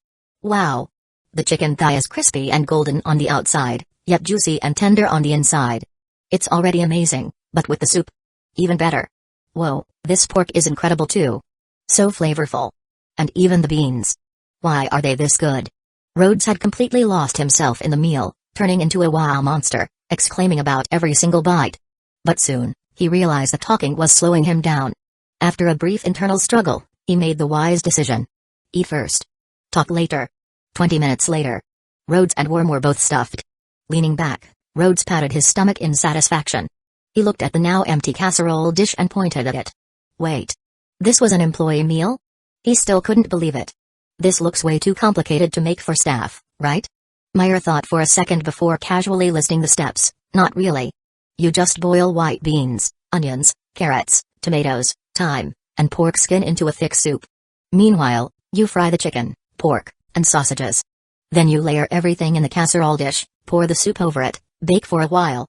And it's ready. Rhodes sat there in utter disbelief. Not really complicated. She says. Holding Worm on his lap, he absent-mindedly rubbed the little fluff ball while feeling like he had just witnessed culinary wizardry. At this moment, one thing became clear in his mind. Myra, I want to work as a waiter here forever. Lockie chuckled. Looks like Rhodes is very satisfied with the contents that filled his stomach this time. Satisfied? That's an understatement. Rhodes thought about her wording for a second. Wait. The contents of my stomach? Myra noticed his confused expression and waved a hand dismissively. Please don't learn common speech from Lockie. Sis, That's rude. Lockie pouted. I have a poetic way of speaking, okay? Sure, Myra humored her, then turned back to Rhodes. But you're still a beginner with the language, so let's not get you learning Lockie's poetic phrases just yet, okay? Ugh, whatever. Lockie pouted and began clearing the dishes. Rhodes had the afternoon off, so he decided to follow McGraw's advice and visit the guild's library. Elfman had already dragged him there once before. The inside was a bit dim, but the tall wooden bookshelves were packed with countless books, stretching all the way to the ceiling. Next to them stood movable ladders, perfect for grabbing books from the highest shelves. The library was as quiet as ever in the afternoon, filled with the distinct scent of old books. Woo. Woo? Worm let out a small whimper, clearly not a fan of the place. SHH. Rhodes gestured for silence, picking up the little fluff ball and placing it on his shoulder. Without thinking, he lightened his footsteps, as if respecting the atmosphere of the library. Following the signs hanging from the shelves, Rhodes navigated to the magic section, scanning the titles for anything related to his abilities. But to his disappointment, there was no book titled Celestial Spirit Magic. The guild master said there were materials here. Rhodes murmured to himself. Maybe it's classified under a broader category? He flipped back a few shelves and found a book titled Encyclopedia of Magic. Opening the table of contents, he noticed that magic was divided into two main categories: ability-based magic, where magic is directly channeled through one's own power, like elemental or enhancement magic. Possession-based magic, where magic relies on external mediums, such as items, contracts, or spirits, like requip magic or celestial spirit magic. Since the guild master said my magic is closer to celestial spirit magic, that means it's a possession-based type. Rhodes was about to flip to that section. But first, he followed the universal rule of picking up a book. Randomly open a page and see what's inside. Chapter 13, Shadow Gear Takeover Magic, a type of magic that allows the user to absorb the power of an animal, granting enhanced physical abilities. However, there are significant risks. If a mage attempts to absorb a creature that is too powerful, and their own strength or willpower is insufficient, they may lose control or even go berserk until they collapse from exhaustion. The basic training methods for this magic are as follows. Snap. Rhodes slammed the book shut and stared at the cover in disbelief. It was just a regular encyclopedia, yet it contained actual training methods for different types of magic? Was this something he was even allowed to read for free? Thud. Worm tumbled off Rhodes' shoulder and landed right on the book's cover. The little furball blinked drowsily, looking utterly confused. Rhodes sighed. Yeah, I can tell you're not exactly a scholar. Picking Worm up and placing him back on his shoulder, Rhodes hugged the massive encyclopedia and hurried out of the library. He needed to confirm if this was really okay. The Encyclopedia of Magic? Of course, you can read it. Myra reassured him with a warm smile. But it has actual training methods for different kinds of magic. Rhodes hesitated. Is that really okay? Myra tilted her head slightly, already guessing what he was worried about. That's the whole point of keeping books in a library, so people can learn magic. She explained. But aren't some of these techniques, dangerous? Myra giggled. Don't worry. Any magic that's truly dangerous wouldn't be left lying around. Hearing this, Rhodes nodded in relief. Oh. Then I'll go all out. Myra blinked. That's not how you use go all out in this context. Ignoring her correction, Rhodes waved a hand and hurried back to the library to dive into his reading. Flipping through the pages, Rhodes finally found an entry on celestial spirit magic. It was classified as a possession magic, since it required a contract with an external entity, rather than relying purely on one's own power. At the same time, it was also considered a type of spatial magic, as it involved summoning beings from another dimension.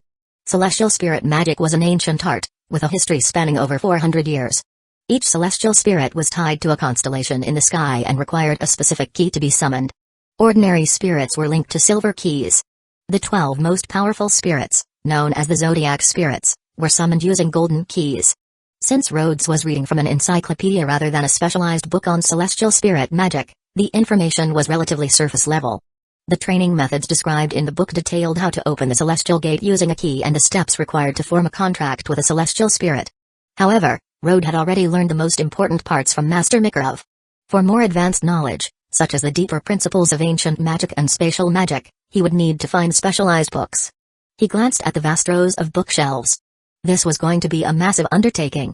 Rhodes buried himself in reading for several hours. Meanwhile, Worm had spent the entire time alternating between sleeping and waking up on the desk. Eventually, the little furball woke up from hunger and let out a soft, pleading woo, reminding Rhodes that it was almost dinner time. Rhodes stood up and stretched his arms. He checked the time and realized it was almost 5 o'clock. Wow. I've been working harder than I ever did in school, he muttered, shaking his head in amusement.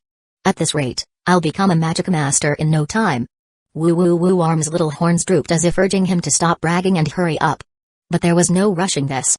Rode had to carefully return the book to its original place and make a quick stop at the washroom to clean his hands before heading back to the Guild Tavern to start his evening shift.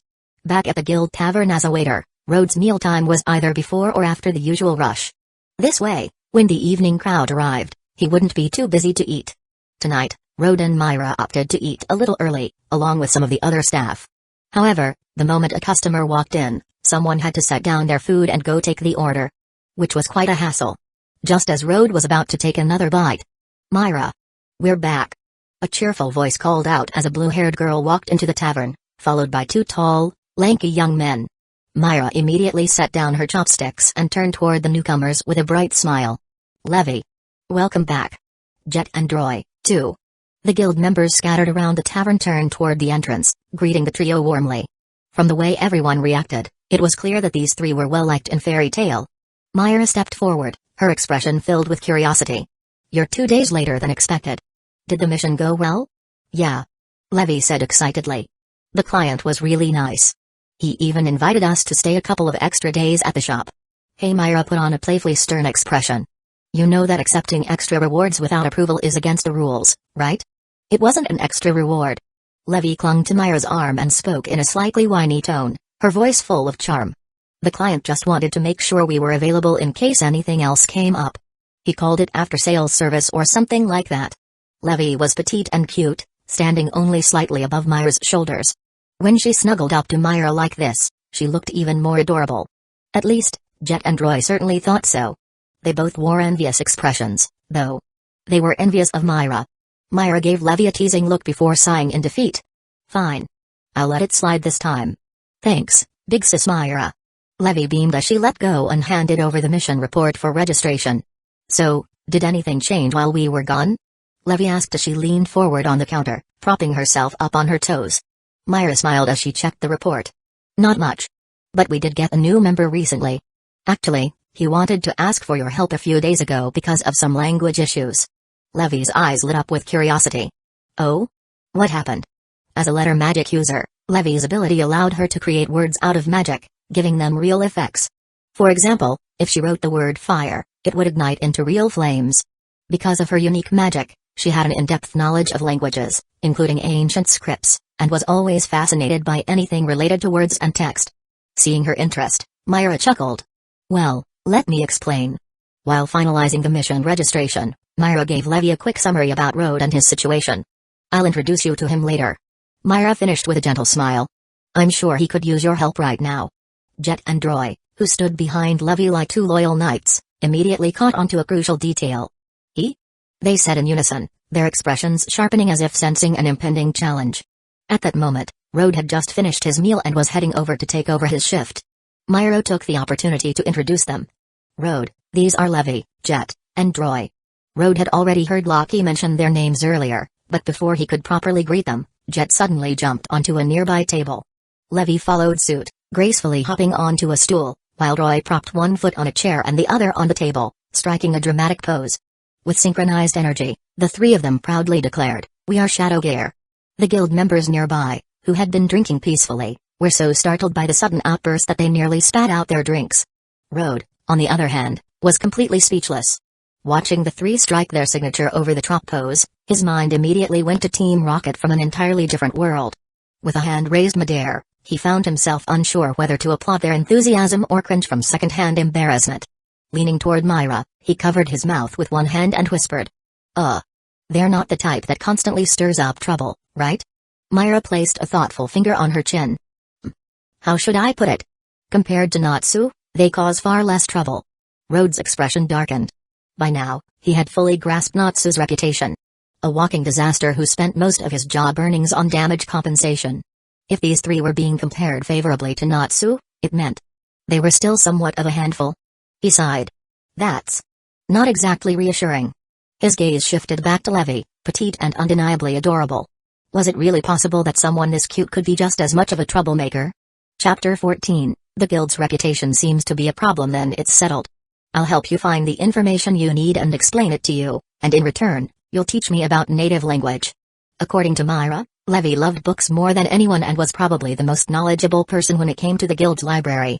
Aside from magic, Rhodes also needed to learn about the history, geography, culture, and other aspects of this world.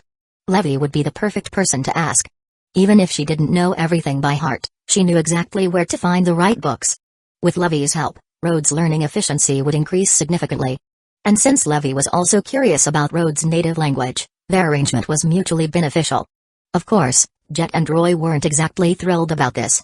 But since Rhodes hadn't shown any reaction to Levy that could be considered romantic, they held back their complaints. Still, Levy was adorable, yet Rhodes hadn't reacted at all. That, too, was somehow upsetting. At first, Rhodes didn't understand the strange shifts in Jet and Roy's expressions, but later, Myra gave him some insider knowledge along with a bit of gossip. Apparently, the three had grown up together, and Jet and Roy had recently been researching the best ways girls express love. Rhodes suddenly had an epiphany. So, they were no, that wasn't polite. They were Levy's personal guards. However, when he looked at the two of them, he couldn't help but feel a little disturbed. Levy looked like a middle schooler, right? Isn't this a crime? Myra stifled a laugh, covering her mouth. Levy is already 16. She'd be devastated if she heard you say that. Rhodes paused.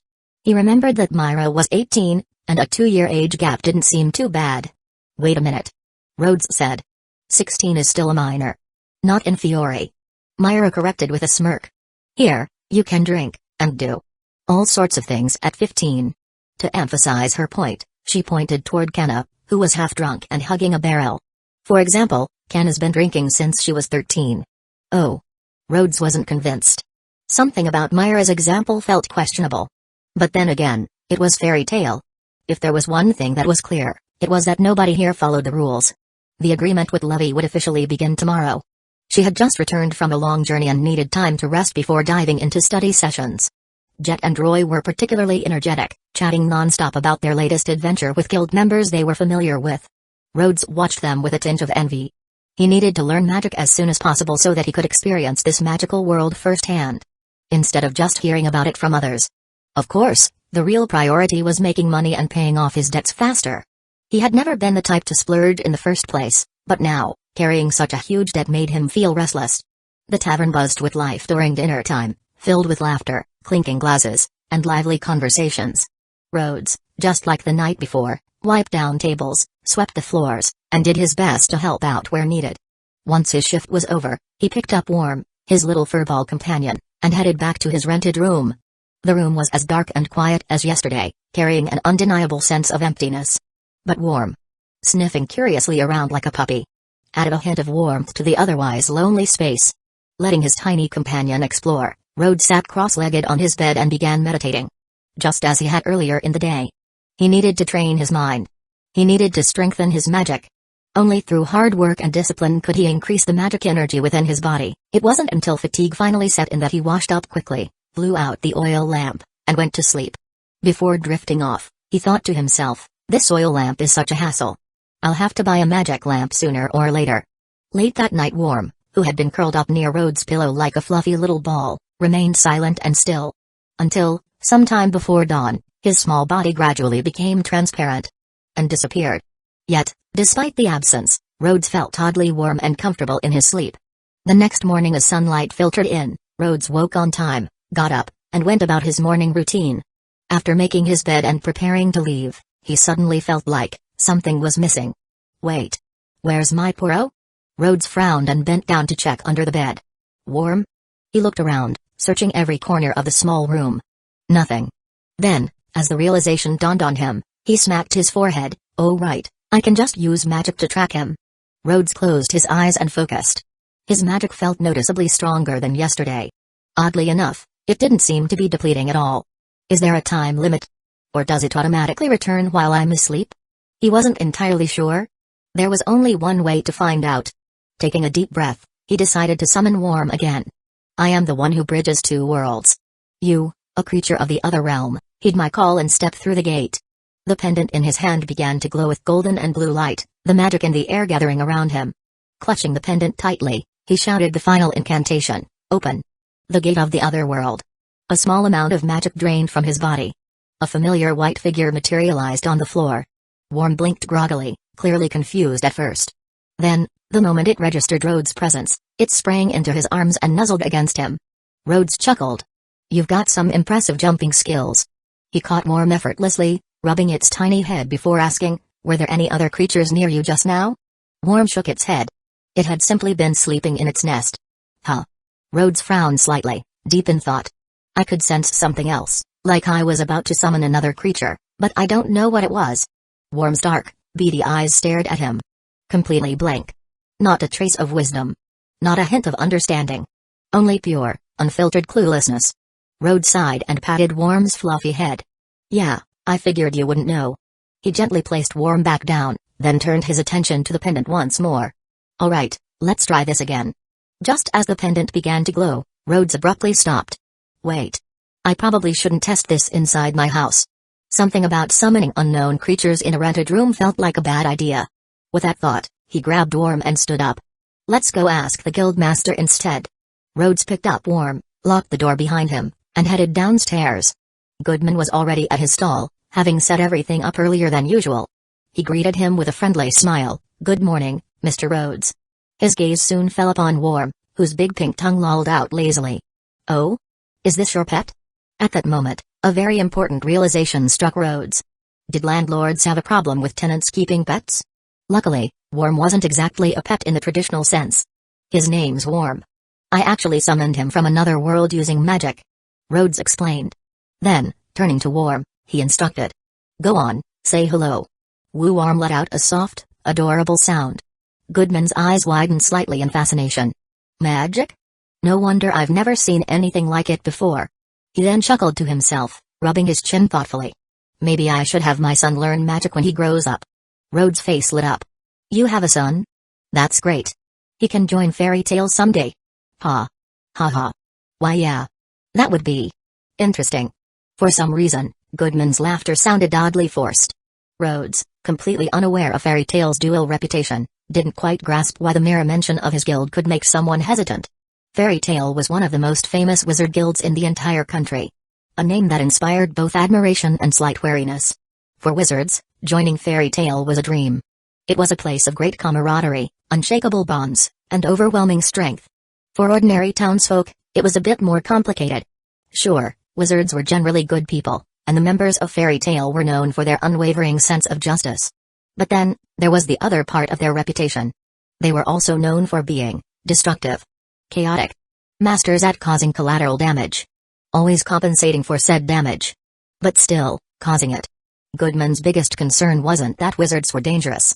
It was that Fairy Tail was full of eccentric, unpredictable troublemakers. If he sent his child to join them, what would happen? Would he suddenly develop a reckless personality? Would he start destroying buildings for fun? Would he turn their house into a battle arena? Goodman wasn't sure if he was ready for that. For now, he just gave Rhodes a smile and made a mental note. Watching Fairy Tail wizards fight was fun and exciting. Raising one, however? That was a decision that required some serious thought. Chapter 15, Goodbye. The beautiful heroes I admire. The guild was less than a kilometer away, and at a leisurely pace, it would take no more than 15 minutes to get there. However, the enticing aromas from the breakfast stalls and bakeries along the way proved to be a challenge for Rhodes' self-control. Worm had it even worse. The little creature had his tongue hanging out, his wide eyes darting around, not knowing which delicious scent to follow. The variety of food here was as diverse as the people's fashion styles. After much consideration, Rhodes settled on a bun shop, purchasing 2 steaming hot meat buns. One for himself and one for Worm. He only ate half before giving the rest to Worm. Times were still tough for him. Until he had more money, he decided he should be more frugal. Instead of spending on street food, he figured it would be smarter to eat a proper meal at the guild, where he could get a full bowl of noodles. Worm, however, was completely overjoyed. Perhaps it was because the Howling Abyss, where he originally came from, lacked abundant resources. Whatever the reason, this little guy was not picky about food at all. "Good morning, Myra." "Good morning, Rhodes." "Good morning, Worm." Not long after, Lockie finally arrived, a bit out of breath. "Sorry, I lost track of time while organizing my collection this morning." Myra simply smiled. "It's okay. There's not much to do this morning, and now we have Rhodes to help." Rhodes, curious, tilted his head. "Collection? Considering Lockies would make magic, Rode instinctively guessed she might collect wooden carvings. Myra's smile deepened. Lockie's collection is very interesting. The way she said that immediately put Rode on high alert. He had already learned that Myra had a mischievous side. And from the amused look on her face, he could tell that whatever this was, it wasn't going to be simple. Unfortunately, boys aren't allowed in the girls' dormitory. Lockie adjusted her glasses. But I could bring a piece or two to show you next time. A glint of white light reflected off her lenses, making Rode even more uneasy. Just to be sure. He hesitated. It's nothing terrifying, right? Of course not. They're all very cute collections. Rode's skepticism only deepened. Myra still wouldn't say anything more, only flashing a knowing smile. As if she were anticipating his reaction when he eventually found out. Well, he'd know sooner or later. For now, Rode set aside his curiosity and focused on the more immediate priority. Food. Rode ate a full bowl of noodles before getting to work. By then, the guild had become lively. Makarov had arrived, dressed casually, carrying his wooden staff, and sitting cross-legged on the counter. Just like always. He watched over the chaotic, rowdy wizards of fairy tale with an expression of quiet amusement. To an outsider, he might have seemed like nothing more than a kind old man. Rode, however, knew better. Once he finished his morning duties, Rode wasted no time. Master, regarding my magic, there's something I'd like you to explain without holding back. He stepped forward, determined to understand the strange feeling he had earlier. Makarov, still calmly watching over the guild's antics, slowly turned his gaze to Rode. Is that so? Then let's give it a try. Let's go to the back of the guild. Makarov was secretly touched by Rode's consideration. For a fairy tale wizard to actually ask for guidance before attempting something potentially dangerous. Now that was a rare sight. At this rate, the stability rate of the guild members might even exceed 90%. A miracle. Also, just so you know, explain without holding back is an incorrect phrase to use in that context. Oh. Rode nodded absent-mindedly, taking the correction in stride. Before heading out, he went to inform Myra of what he was doing, deciding to leave Worm behind so the little guy could play around in the tavern. Then, he followed Makarov to the back door of the guild. The back courtyard of Fairy Tale was spacious and peaceful, surrounded by a blue stone wall. In the center of the iron gate was the Fairy Tale emblem, proudly displayed. Rode curiously peered through the gaps in the gate. Beyond it, an endless stretch of shimmering water came into view. The morning sun cast an orange-red glow over the waves, its golden light scattering across the surface with the rippling breeze. It was breathtaking. For Rode, someone who lacked self-discipline. This was the first time in years that he had actually seen the sun rise. So there's an ocean behind the guild? He asked in awe. Makarov chuckled. No, it's a lake. Just an extremely large one. Realizing Rode was still lacking some common knowledge, he took the chance to explain further. Magnolia is an inland city. If you want to see the real ocean, you'll need to take a train to Harjan. It's a port town. Beautiful scenery, good seafood. A port city, huh? Then I'll definitely have to visit someday. Another small goal was added to Rode's ever-growing list. Makarov smiled approvingly. For someone who had lost their place in the world, it was important to have things to look forward to. Whether it was learning magic, exploring new places, or finding a purpose. As long as Rode had ambitions, he was moving in the right direction. Alright, let's begin. Got it. Rode clutched the pendant hanging around his neck and began to chant the incantation. Once again, a vortex formed at his feet. However, this time, it didn't carry the biting cold wind from before. Instead, a moist, damp air rose up, the scent of fresh water lingering in the air. Through the swirling portal, the faint shadows of water plants could be seen swaying beneath the rippling surface. Then the vortex vanished. Rode suddenly felt a huge wave of his magic being drained, as if a floodgate had burst open. In an instant, nearly all of his energy was gone. As the magical ripples spread across the ground, a large creature slowly emerged. It was green-shelled, nearly 1.5 meters tall and around 2 meters long. The creature before them had 6 legs, a pair of short claws, and 2 large green eyes perched on its head.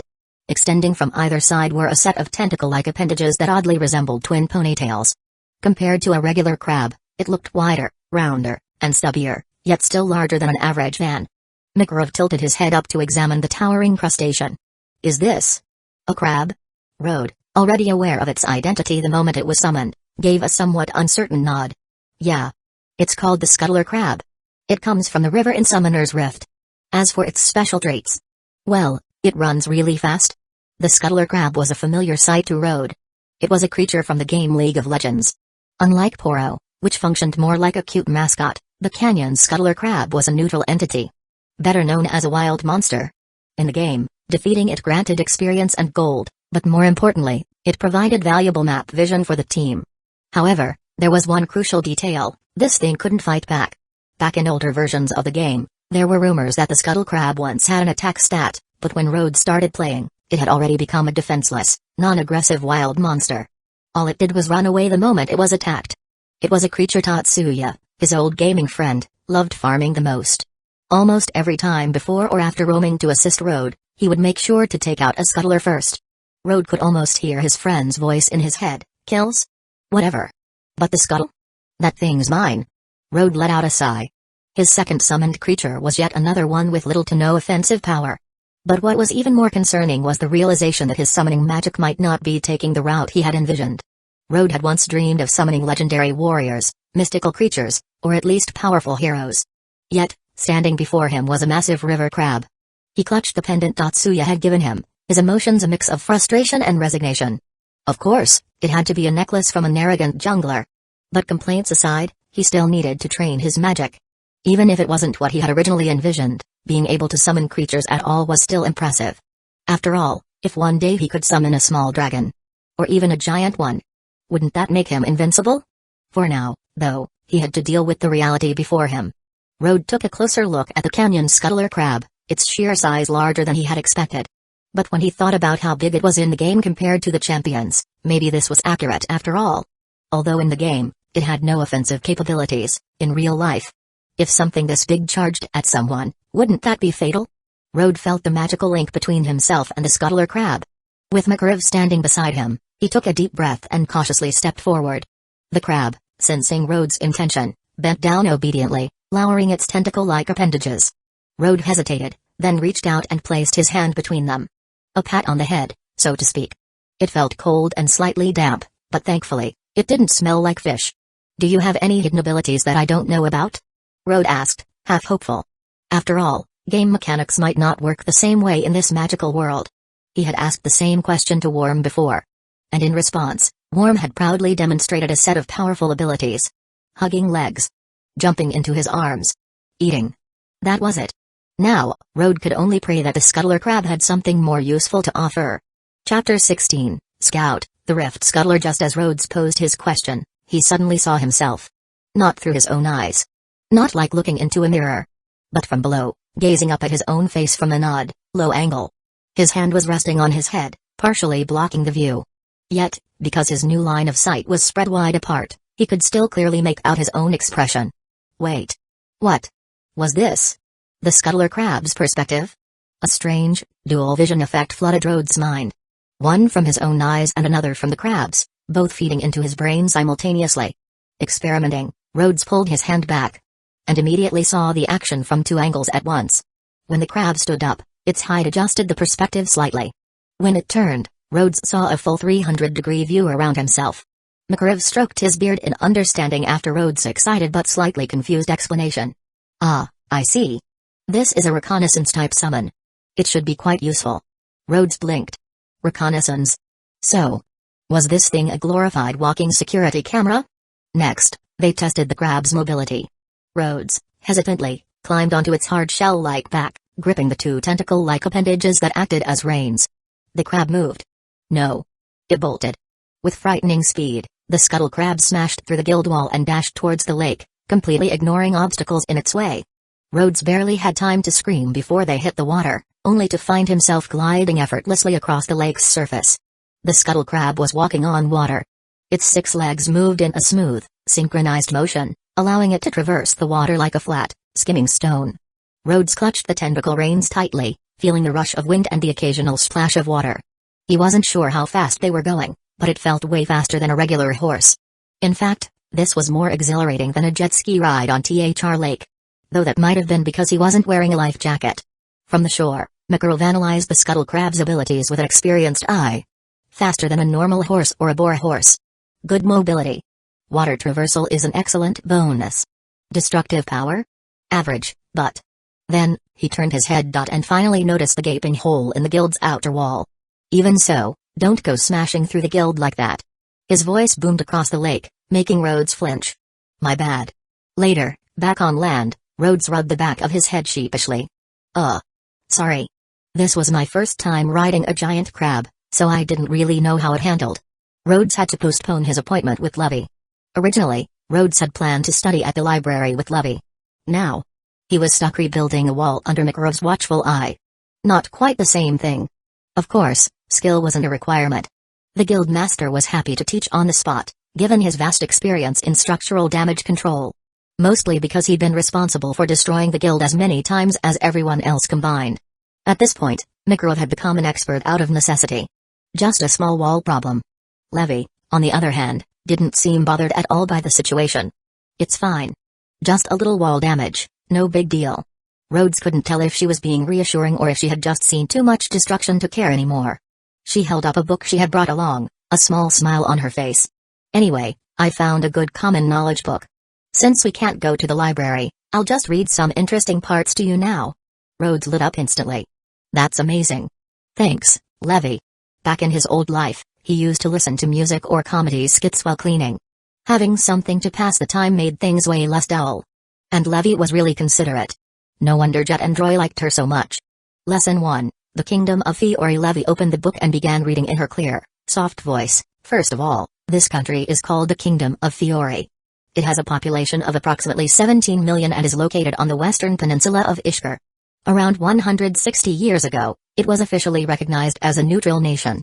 Levy's voice as she read and explained had a pleasant rhythm to it. As Rhodes continued laying bricks for the wall, he absorbed the information. Hearing that Fiore had a population of about 17 million, he figured it wasn't a particularly large country. Being a neutral nation was a relief. At least there was no immediate threat of war. Magnolia, where we are now, is located in the eastern part of the Kingdom of Fiore, close to the border with Bosco. The city has a population of about 60,000. Rhodes had heard Myra mention this before.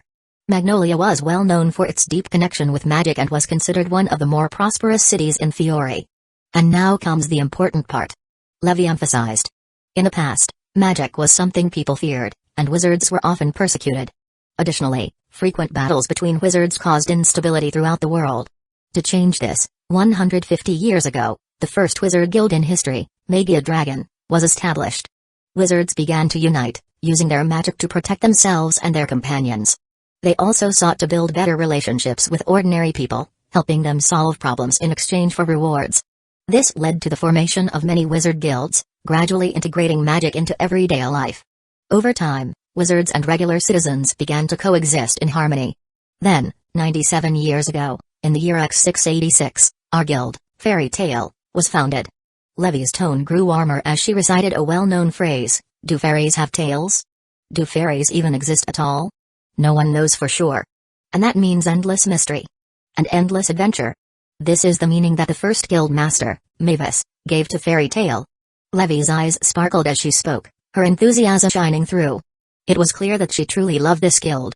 This was the first time Rhodes had heard the meaning behind Fairy Tale's name, and he found it oddly romantic. So romantic, in fact, that he didn't retain much of the history of Fiore that Levy had just explained. But it wasn't a complete loss. He still learned some valuable information. At the very least, Rhodes now understood that Fiore functioned under a somewhat feudal monarchy. There was a king, ministers, knights, and a standing army. Naturally, the royal family and their trusted officials had access to magic, and wizards were highly regarded in many parts of the country. However, unlike nobles who held titles and privileges, wizards, regardless of their power, were still considered ordinary citizens under the jurisdiction of the monarchy. Additionally, to maintain stability in the magical world, there existed an organization called the Magic Council, which was responsible for overseeing wizards, issuing sanctions, and dismantling dark guilds.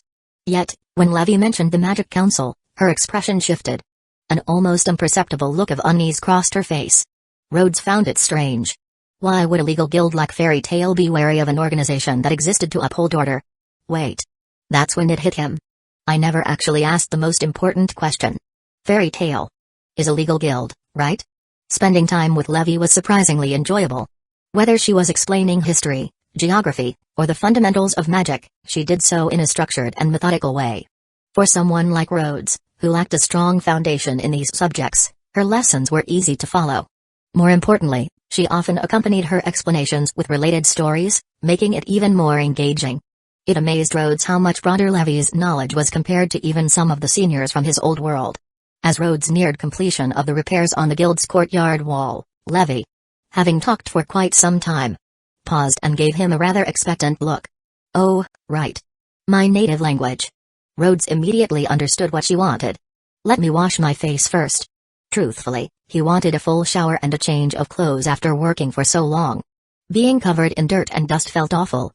"If you want to wash your face, I can help." Solid script, water. Levy waved her hand, tracing the word water in the air with her finger.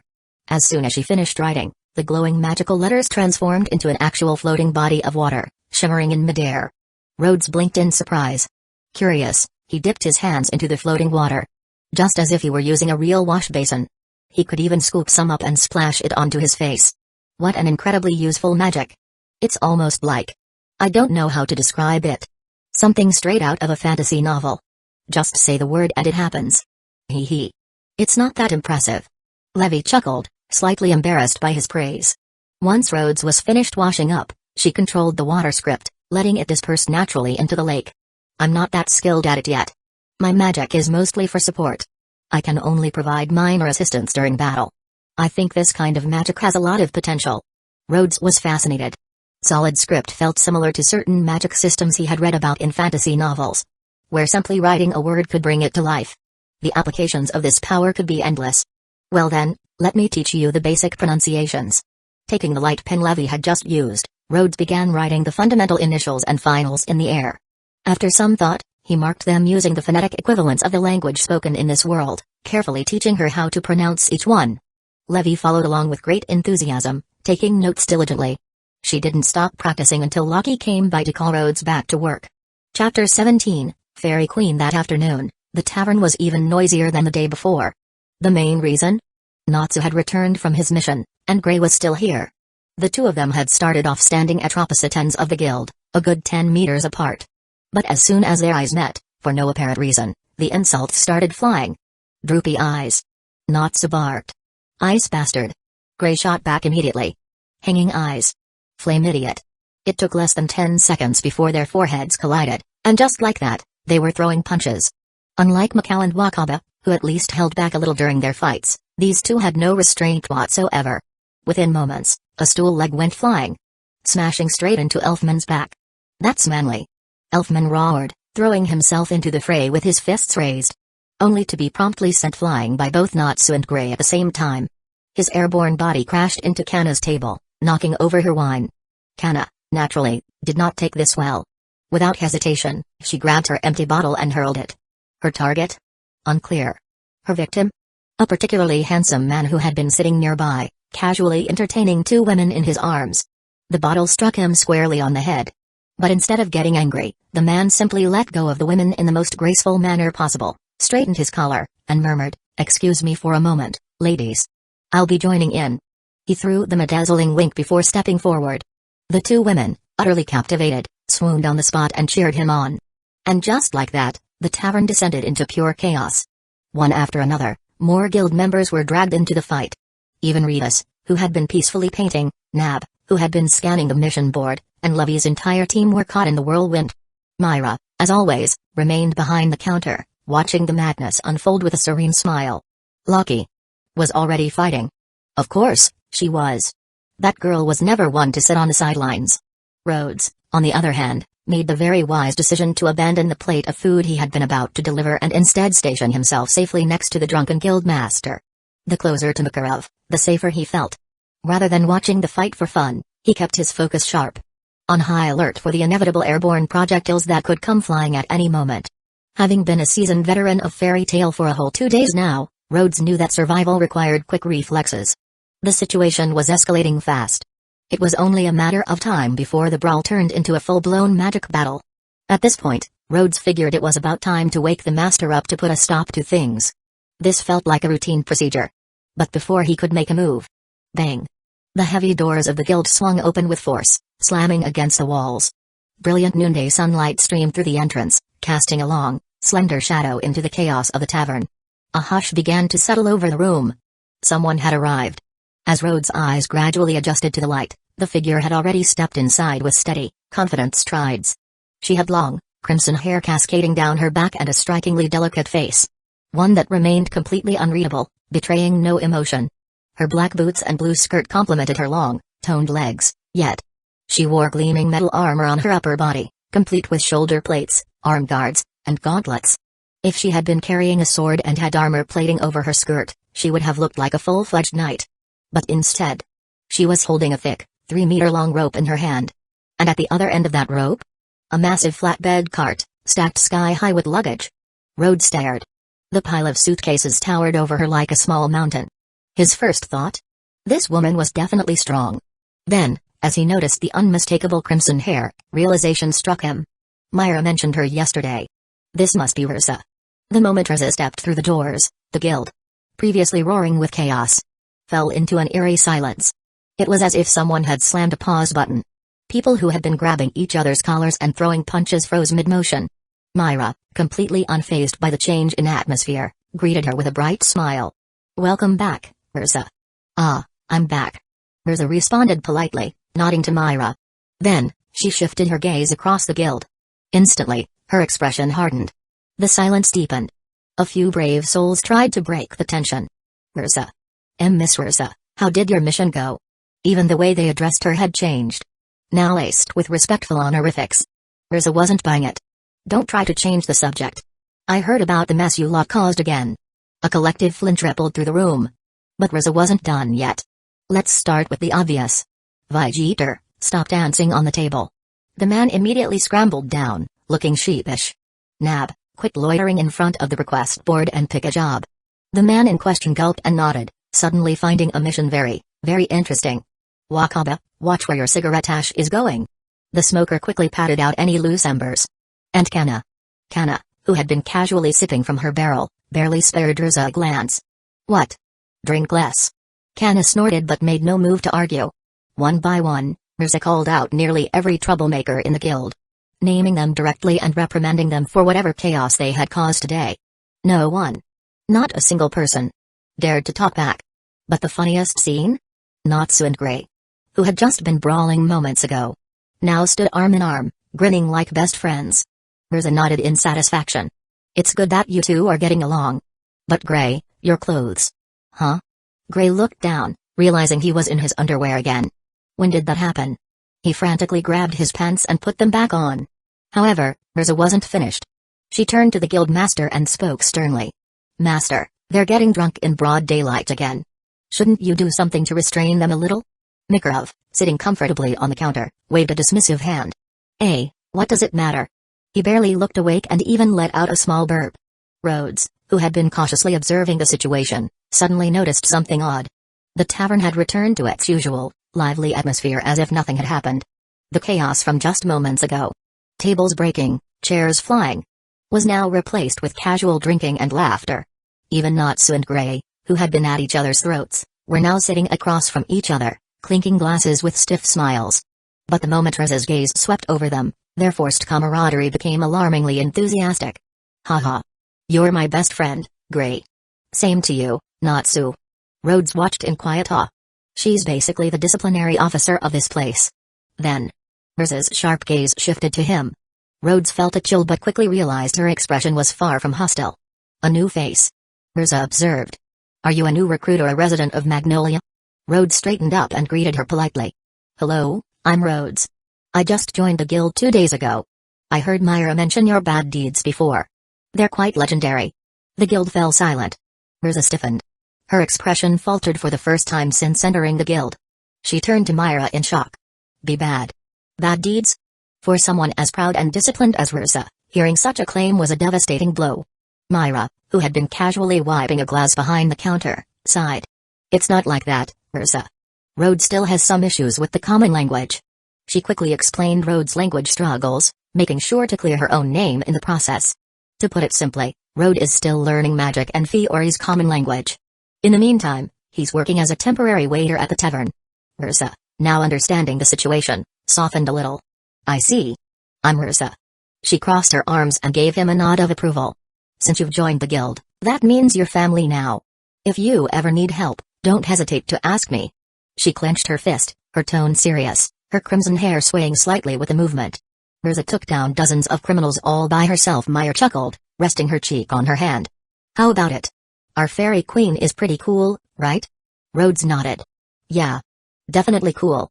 To be fair, Mirza was incredibly strong, and her personality was, well, serious. She seemed like one of the few truly responsible people in the guild. And appearance-wise, she was just as stunning as Myra. Rhodes was sure that Mirza was the object of admiration for many. But he didn't dare have any romantic thoughts. Because Myra had already told him all about Mirza's glorious battle records. Natsu, after challenging her, was beaten so badly that even Happy couldn't recognize him. Gray, caught wandering around half-naked, was nearly buried alive. And Loke, who tried to flirt with her, beaten within an inch of his life. Rhodes suddenly felt that calling Mirza's history a bad D earlier might not have been entirely wrong. At that moment, Myra noticed something. Loki? What's that? She had spotted Loki returning after sending Mirza off. But this time, she was carrying a massive gift box, over a meter tall. It's a souvenir Mirza brought back for me. Loki happily set down the large red box with a loud thump. From the sound of it, it was really heavy. Chapter 18, The Women in the Guild Are Like Tigers. Mirza, who looked so fierce and carried an almost terrifying presence, actually brought souvenirs for her guildmates. Rhodes found it a little hard to believe. He was curious. What exactly was in that gift box? It wouldn't be armor, would it? I'll open it now. Loki eagerly laid the gift box flat, carefully pulled the bow-tied ribbon, and lifted the lid. Inside, gleaming metal reflected the light. What is this? Rhodes stared, confused. It wasn't armor, that much was clear. But it was definitely some kind of metalwork. At first glance, it resembled a statue of a woman. But there were some questionable gaps and handles on its surface. While Rhodes was still piecing things together, Loki had already gripped the handle and opened the statue, revealing a row of sharp, menacing spikes inside. Instead of recoiling in horror, Loki's face lit up with pure joy. Ah! It's an Iron Maiden! She exclaimed, practically glowing with excitement as she ran her hands over the cold steel. This is... Rhodes stammered, his brain short-circuiting as he instinctively took a step back. An Iron Maiden? That's a torture device. Didn't Rosa say it was a local specialty? What kind of place sells these as souvenirs? And why would anyone give someone an Iron Maiden as a gift? Not to mention, if Loki could lift this without breaking a sweat, she had to be as insanely strong as Kanna, right? The biggest question. Why is she so happy about this? Myra, watching the scene unfold, smiled as if everything was perfectly normal. Arza is always so thoughtful with her gifts. Thoughtful? More like a warning message from the underworld. Rhodes turned to Myra, struggling to find the right words. Myra. Are you sure this is a gift and not, a death threat? Myra giggled. Of course not. Loki loves collecting torture devices. This is actually the perfect gift for her. Myra tilted her head playfully. Hey, didn't I tell you? Loki's entire room is filled with torture devices. No, you did not tell me that. All Myra had said before was that Loki's collection was interesting. She even told him that he could visit it someday. Rhodes suddenly realized a major problem. All the girls in Fairy Tale, Myra, Kanna, Loki, Ursa, they were all terrifying in their own way. Sure, they were all gorgeous, but they were also incredibly dangerous. At this point, only Levi seemed cute and normal. Myra, despite being somewhat trustworthy, still had a mischievous streak. Actually, now that he thought about it, he had a feeling there was a lot about Myra he still didn't know. Later that afternoon, with fewer chores to do, Rhodes finally had time to practice his magic. Meanwhile, Ursa, now free from errands, was chatting with a tall girl with long green hair at one of the tables. Thanks to her presence, the guild was quieter than ever. But according to Myra, this silence wouldn't last. Everyone stays on their best behavior when Ursa first returns. Myra whispered with a knowing smile. Give it an hour, they'll be just as noisy as before. Levi flipped through her small notebook, reviewing the pronunciation she had learned that morning. Whenever she saw Rhodes taking a break from practicing, she would seize the opportunity to ask him about a few character strokes, eagerly scribbling them down in her notes. Meanwhile, Mikrev was helping Rhodes refine his summoning spell. Normally, celestial spirit wizards called upon their spirits by reciting their names while using the corresponding celestial keys. However, Rhodes only had a single pendant, which somehow connected to multiple summons at once. Right now, his only way of distinguishing them was by calling out their individual names. Mikrev explained that once Rhodes became more proficient in magic, he could shorten the incantation, eventually reducing it to just a name, cutting out the lengthy spell casting altogether. For now, however, he needed to chant the full summoning spell whenever he sensed a new summon. Rhodes counted on his fingers, muttering to himself. Toad, 3 wolves, 6 birds, rock golem. These were the creatures he might be able to summon next. Rhodes sighed. Still a long way to go before I get to summon small dragons, let alone the big ones. Of course, he had no idea whether any of these so-called ordinary monsters had special abilities in this world. But judging by the sheer size of the canyon scuttler crab he had summoned earlier, even creatures that were considered weak in the game, like the 3 wolves or 6 birds, might be absolute beasts in real life. Right now, though, his main priority was increasing his magic power and improving his summoning proficiency. When it came to magic power, there was only so much he could do in a day. Meditation had its limits, and he couldn't force his growth. But when it came to magic proficiency, that, at least, could be improved through repetition. Rhodes caught Worm, who had been cheating customers out of snacks in the tavern, and began practicing his dismissal spell. The magic that would send his summons back to their realm. He took a deep breath, focused his energy, and chanted, "I am the one who bridges the 2 realms. Obey my will and return to the abyss, Poro." Worm's body gradually became transparent, its small figure fading before finally disappearing completely. Yes. Nailed it on the first try. Rhodes grinned. Now it was time to bring him back. Rhodes adjusted his stance, focused his magic, and recited the summoning spell once more. "I am the one who opened the gate. Cross the boundary, and return. Poro." A magical vortex swirled into existence before disappearing just as quickly. And there was Worm, standing right in front of him again. Nice. Let's do it again. Thus began Rhodes' endless loop of practice. Return to the abyss. Poro. Open the gate. Poro. Return. Open. Return. Open. Rhodes practiced the dismissal spells tirelessly, and Worm had no choice but to comply. At first, the repetition wasn't so bad, but after dozens, no, hundreds of times, the little guy started to get lazy. Sometimes, Worm would appear standing upright, other times sitting comfortably. On rare occasions, it would even materialize lying on its back, attempting to cross its stubby legs. Only to fail miserably. Worm grew more and more irritated, but Rhodes had no choice. It consumed the least magic power, making it the most efficient summon for repeated practice. If he tried summoning the canyon scuttler crab instead, he would barely manage 2 attempts before draining himself completely. There'd been no way to repeat the process. Wah-ah. Achoo. After what felt like an eternity of summoning, Worm sneezed violently as soon as it materialized in the tavern. Its long tongue curled back, and a thick strand of snot dangled from its tiny nose. Rhodes' first reaction was, "Wait, you have a nose?" Worm sniffled before turning its back to Rhodes, its little horns drooping in frustration. A clear sign that it was angry. The Howling Abyss was a land of eternal winter, yet here in Fiore, it was already summer. Tossing Worm back and forth between extreme cold and heat countless times had clearly taken its toll. Even a Poro was bound to catch a cold at this rate. Rhodes rubbed the back of his neck sheepishly. "Ah. My bad. That's on me. Now, how do you cheer up an angry Poro?" After thinking for a moment, Rhodes decided to take a gamble. "Myra, I'd like an omelet." Worm's droopy horns perked up slightly. "And a bowl of tomato and egg soup?" Worm spun around instantly, tongue sticking out, pure joy radiating from its fluffy face. Even if Rhodes still wasn't completely sure what Worm loved most, he at least knew that eggs were high on the list. "You're so easy to please." Rhodes chuckled and reached out skillfully, rubbing its head, horns, chin, and belly. Myra smiled warmly as she took his order. But just then, a sharp, slightly annoyed voice rang out from above. "Oh? Are you finally done making a racket? You've been noisy for a while now." Rhodes looked up and met the gaze of a young man with blonde hair and a distinct lightning-shaped scar over his right eye. He wore headphones, a brown top, and a long coat draped over his shoulders. Which, considering it was summer, seemed a bit much. Leaning over the railing on the second floor, he rested one hand on it, his expression less than friendly as he stared Rhodes down. Chapter 19, A Restricted Area in the Guild? Lixus? Myra stepped in front of Rhodes, raising an arm to shield him. Rhodes is a new guild member. He joined just the day before yesterday. He was just practicing his magic. Lixus let out a sharp sneer.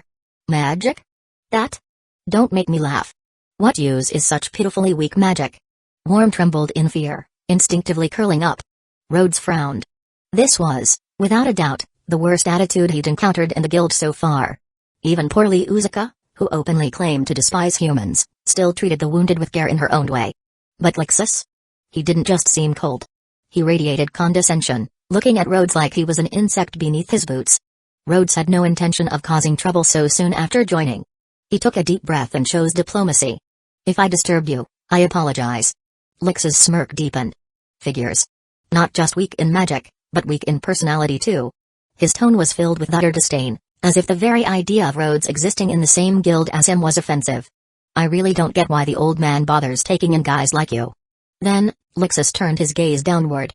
Not just to Rhodes, but to everyone in the tavern. There are already enough weaklings in Fairy Tale. His eyes narrowed in contempt, voice dripping with scorn. Why are these kinds of people even allowed to call themselves my companions? Huh? His words ignited fury across the room. The entire tavern tensed. Especially Natsu and Gray. The two, who had been keeping themselves in check under Riz's watchful presence, suddenly slammed their fists onto the table and stood up. The hell did you just say? The sharp clank of glasses being set down echoed from other tables. All eyes turned to Lixus, their expressions filled with disapproval and rising anger. TCH. That guy is still the same arrogant bastard. From the counter, Riza had stopped chatting with her friends. Her voice cut through the tension like a blade. That was uncalled for, Lixus. Lixus' gaze met Riz's, and the air between them turned electric. For a moment, it was like a sword had been unsheathed. Oh? Lixus' lip curled in amusement. So, you're siding with these pathetic weaklings now, Riz? Just as things threatened to explode, a powerful voice intervened. Enough. Makarov, who had been lounging lazily before, was suddenly alert and sober. With a sharp slap, he smacked a mission request onto the counter. Lixus. His voice was firm. This request has your name on it. Go handle it. Now. Lixus turned to his grandfather, expecting a glare, but Makarov didn't even spare him a glance. Lixus exhaled sharply through his nose, his fists clenching. Finally, he clicked his tongue in irritation and snatched the mission paper off the counter. TCH. What a waste of time. Without another word, he strode out of the guild, slamming the doors behind him. As soon as he was gone, a wave of tension eased slightly, but the mood was still heavy. Everyone was still watching the door, murmuring discontentedly. Natsu looked like he was ready to sprint after Lixus for a fight, but Gray reacted instantly, locking an arm around his neck. Cool it, flame brain. Gray muttered, holding him in place. GRR. I just wanna knock that smug look off his face. And you'd end up electrocuted in 10 seconds. Natsu clicked his tongue in frustration, but stayed put. As Lixus exited the guild, 2 men and 1 woman silently rose from their seats in the corner of the tavern and followed behind him. A heavy silence lingered in the air for a moment after they left. Gradually, the tension dissipated as conversations resumed. The guild members returned to their seats, the noise slowly rising back to its usual lively atmosphere. I'm sorry. I didn't mean to cause trouble for everyone. Rhodes felt that there was definitely something off about Lixus, but today's confrontation had started because of him. It would probably be best to practice magic in the courtyard next time. It has nothing to do with you. Lockie pouted, crossing her arms. That guy's always like this. If he wasn't the guildmaster's grandson, he would have been kicked out ages ago. Lockie. Myra gently cut her off. She wasn't defending Lixus' attitude, but Makarov was already carrying the weight of Lixus' behavior. There was no need to say something that would make him feel worse. Rhodes blinked in surprise. Wait. He's the master's grandson? His eyes flickered between Lixus, who had stormed out moments ago, and Makarov, the small yet powerful guild leader sitting nearby. I don't see the resemblance at all. Yeah. Myra confirmed. But. Makarov sighed, his gaze lingering on the guild doors where Lixus had disappeared. Sorry. It's my fault Lixus turned out this way. Don't take what he said to heart. He sighed heavily, voice filled with unspoken regret. Rhodes waved his hands awkwardly. No, you don't have to apologize, master. He could already guess the story behind Lixus just from the way everyone reacted. A child growing up under constant pressure, always hearing, "You're Makarov's grandson. You're destined for greatness." At first, it probably didn't bother him. But over time, Lixus must have grown frustrated. Wanting to be acknowledged for his own abilities, not just his lineage. Rhodes recalled a similar character from another world. Konohamaru from the next studio over was like that too. Except Lixus took the rebellious phase way too far. Rhodes tried to recall anything about Lixus' future but came up blank. Still, if Tatsuya had said it was a happy ending, then this guy would probably find his way back, eventually. The guild's usual bustling energy gradually returned. Laughter, shouting, and the occasional clinking of glasses filled the air again.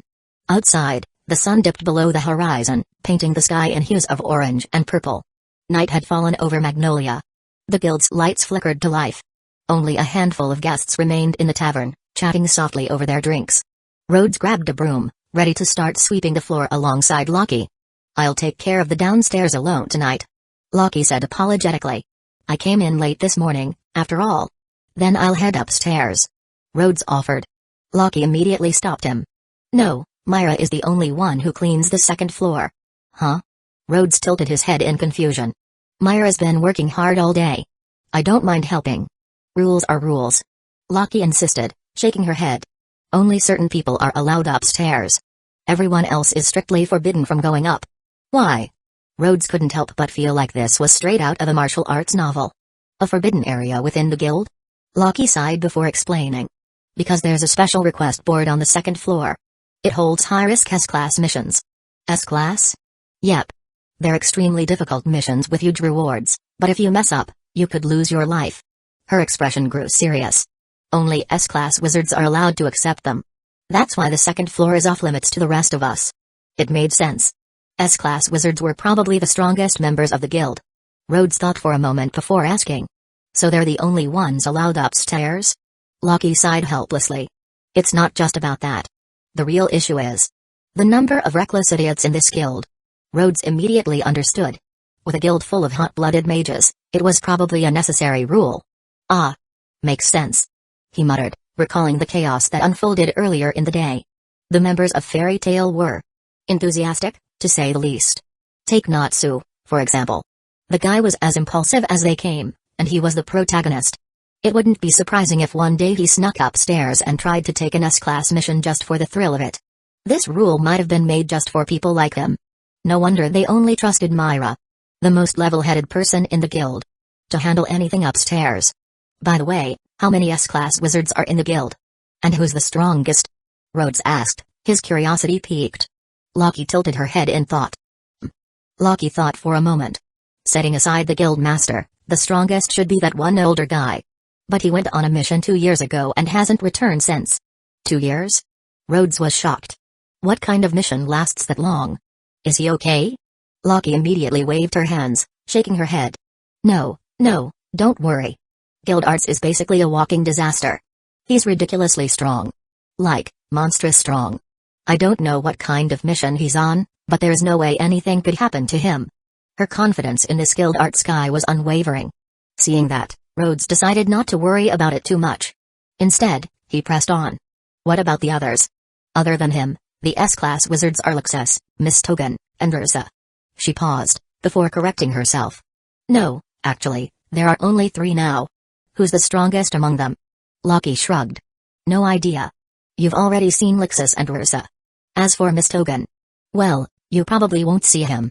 He rarely shows up, and as far as I know, the only person in the guild who's ever seen his real face is a master.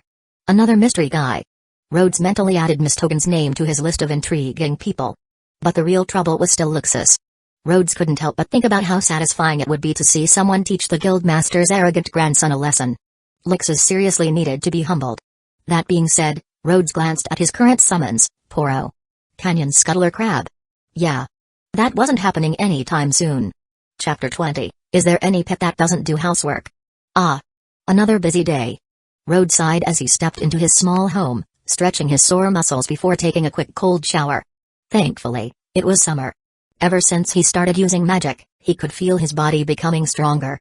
Otherwise, he wasn't sure if he'd have adapted so quickly.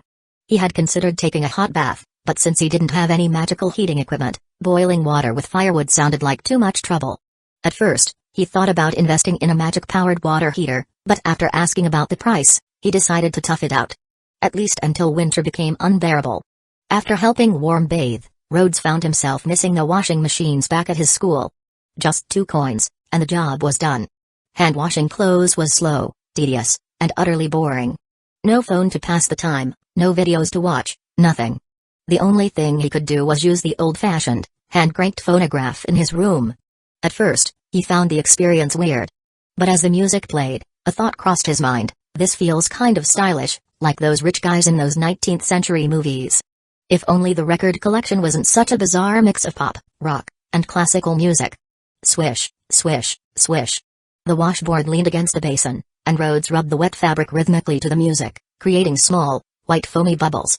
He wasn't particularly good at using this old-fashioned method, but the repetitive motion and the gentle splashing were surprisingly relaxing. Meanwhile, Worm had been staring at the bag of detergent for a while, curiosity shining in his big, round eyes. Finally, unable to resist any longer. Lick. Followed by a long, slow drag of his tongue against the powdery substance. 1 second later. His face twisted in pure horror, and he violently spat out a mouthful of white powder. Are you an idiot? Rhodes knocked Worm on the head and dumped him into the sink. Go rinse your mouth, genius. Worm flailed around, but obediently started gargling with water. After finishing the laundry and hanging his clothes on the tiny balcony, Rhodes finally noticed a few potted plants sitting there. One looked like a succulent, while 2 others resembled orchids. The soil was visibly dry, a clear sign that they had been neglected for the past couple of days. Looks like I have a few more lives to take care of now. Great. Sighing, he grabbed the nearby spray bottle, filled it with water, and gave the thirsty plants a well-deserved drink. As tiny droplets glistened on their leaves, soaking into the soil, Rhodes could almost feel their vitality returning. Without thinking, he muttered to himself, all right, you'll be called Tatsuya. You. Ren. And you. Well, in this other world, it seems Dad will have to take care of you 3. Worm, watching from the side, tilted his head. Something about Rhodes' expression made him feel that his master wasn't all that happy about this. Why are you making that face? Rhodes put down the spray bottle and picked up Worm, holding him up at eye level. Go clean up the mess you just made. Worm blinked in shock. Wait, wasn't he supposed to be a pet? How could his master expect him to clean the floor? Don't look at me like that. What kind of pet doesn't help with chores? Before Worm could protest, Rhodes tossed him into the laundry room. You're responsible for cleaning up whatever you messed up. Worm sat there, staring down at his tiny paws. How was I supposed to clean anything with these? Of course, that wasn't Rhodes' problem to solve. Worm was smart enough to understand human language. He'd figure it out somehow. However, as Rhodes thought about it, he started getting annoyed. Why does Worm, a creature from the howling abyss, automatically understand the language here, but I have to struggle to learn it? Couldn't Mr. Hibiki's language pack be shared? Grumbling, Rhodes sat at his desk and opened the book he'd brought back from the guild. It was a history book. He wasn't exactly excited about it, but he figured it was important to understand the world he was living in. To make studying easier, Levi had even lent him a pair of magic-enhanced glasses. These weren't just any ordinary reading glasses. They were enchanted.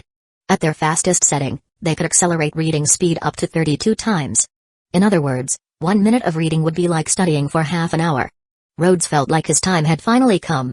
Even if he hated history, he could push through a few minutes, right? 1 minute later. Bang. The book slammed shut as its spine hit the desk with a loud thud. The noise startled Rhodes awake. He'd dozed off. He had completely miscalculated. Sure, the reading time was shortened, but the amount of content was still the same. And if he wasn't interested before, speed reading didn't magically make history exciting. Even with magic tools, history books are still history books. Rhodes sighed in frustration. Some people, like Hibiki, had magic that could directly transfer knowledge into a person's mind. Now that was a magic Rhodes could get behind. Or better yet, he could just listen to someone like Levi tell historical stories. After all, the way she described things made them sound so much more interesting. Alright, let's start the day with 50 push-ups. Rhodes dropped to the ground and managed 30 in one go before his arms started trembling. Damn. This is harder than I thought. If you want to increase your magic power quickly, you can't just meditate? Master Mikarov had told him.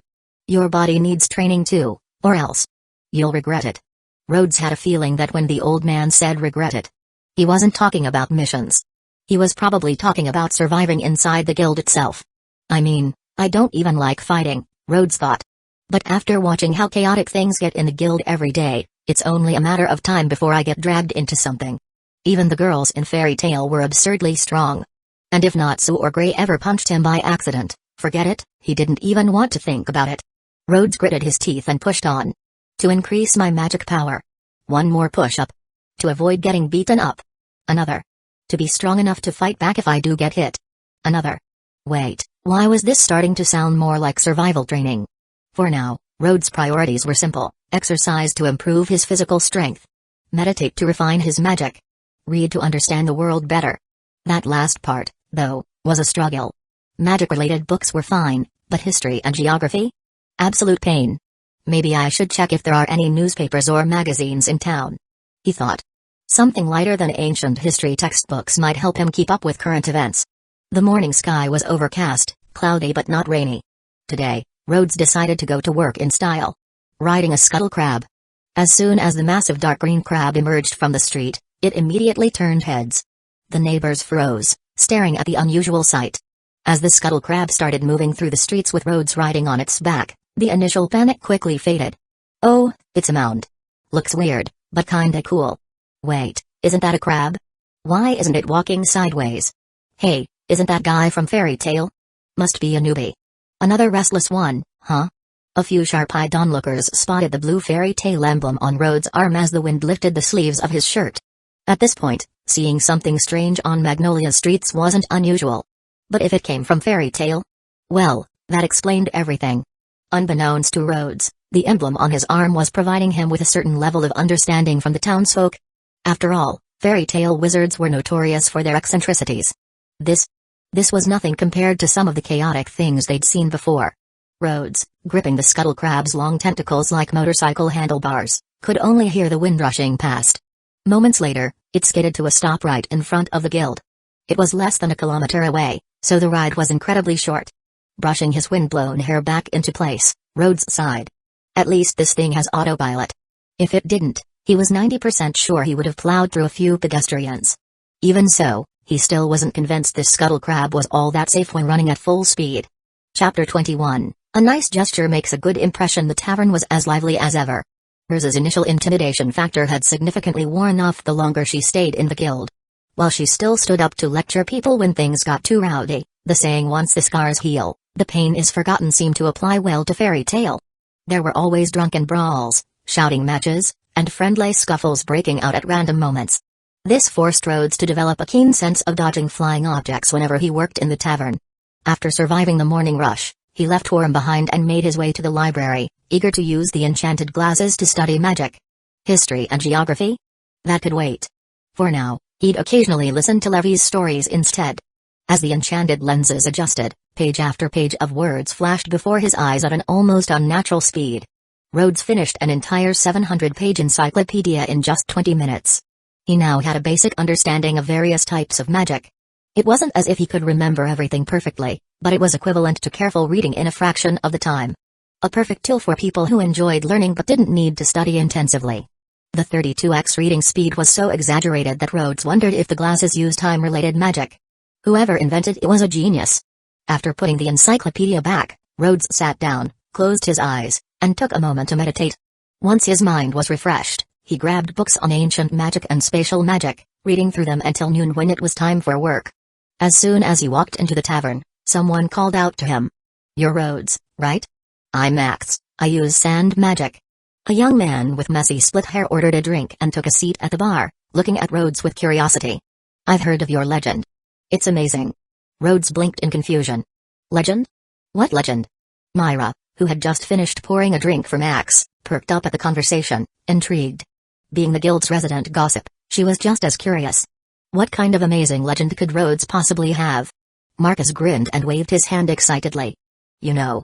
Before you joined the guild, you single-handedly took down a beast-tide and wiped out an entire forest. A true fairy tale wizard. You fit right in." Rhodes almost spit out air at how outrageously exaggerated that sounded. He tried to clear up the misunderstanding, but Max wasn't giving him a chance. "Hey, what kind of magic did you use? Must be something powerful, right?" "Not really, I just..." "Wait, is it fire magic? Like Natsu's? If you want true destructive power, it has to be fire, right?" "No, it's actually..." "Then it's earth magic. That makes sense in a forest. I heard Jura, one of the 10 wizard saints, uses earth magic. And then there's also..." Rhodes tried to interrupt several times but quickly realized that this guy didn't give him a chance to speak. Just like those overly enthusiastic salespeople trying to get people to sign up for membership cards on the street. Myra leaned in and whispered into Rhodes' ear. "Max is the host of various guild events. He loves chatting with people. And after a few drinks, he tends to be... well..." She paused, searching for the right word before continuing. "A little too talkative. It's nearly impossible to get a word in." Rhodes sighed. Compared to Loki, who collects torture instruments, a chatterbox like Max was actually one of the more normal guild members. "If you don't want to listen, you can just walk away," Myra advised. "Here in Fairy Tale, if you dislike something, you can express it directly. There's no need to suffer out of politeness. It's fine. Rhodes shrugged.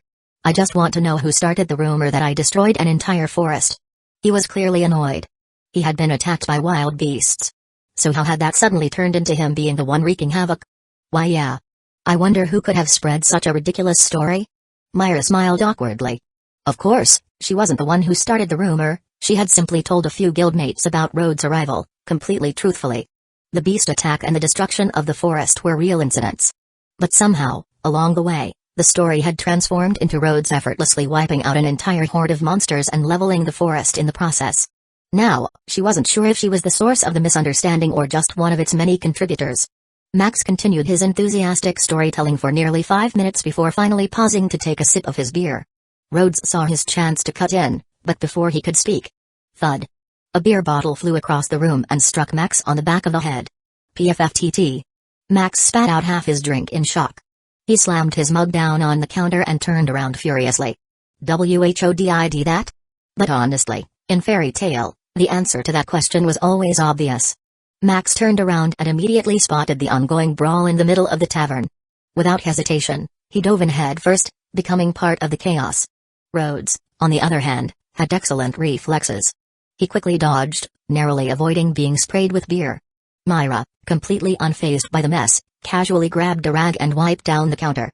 She then leaned back with a smile, watching her guildmates clash as if it were the most entertaining thing in the world. The fight raged on until someone made a grave mistake. One of them knocked over Riz's plate. For a brief moment, the air in the tavern went eerily still. Natsu and Gray instantly sensed danger. Without missing a beat, they attempted to tiptoe their way out of the room. All of you. Stop. Riz's commanding voice echoed through the hall. In an instant, she moved at lightning speed. Her gauntleted fists struck each of the brawlers square on the head. Natsu, Gray, Max, and several others all collapsed to the ground, groaning in pain as they clutched their skulls. Riza then cracked her knuckles, eyes blazing. If you're so eager to fight, then I'll fight each of you until someone can't stand up anymore. Aye, sir. Happy, the blue cat, raised his paws, grinning mischievously. They already can't stand up,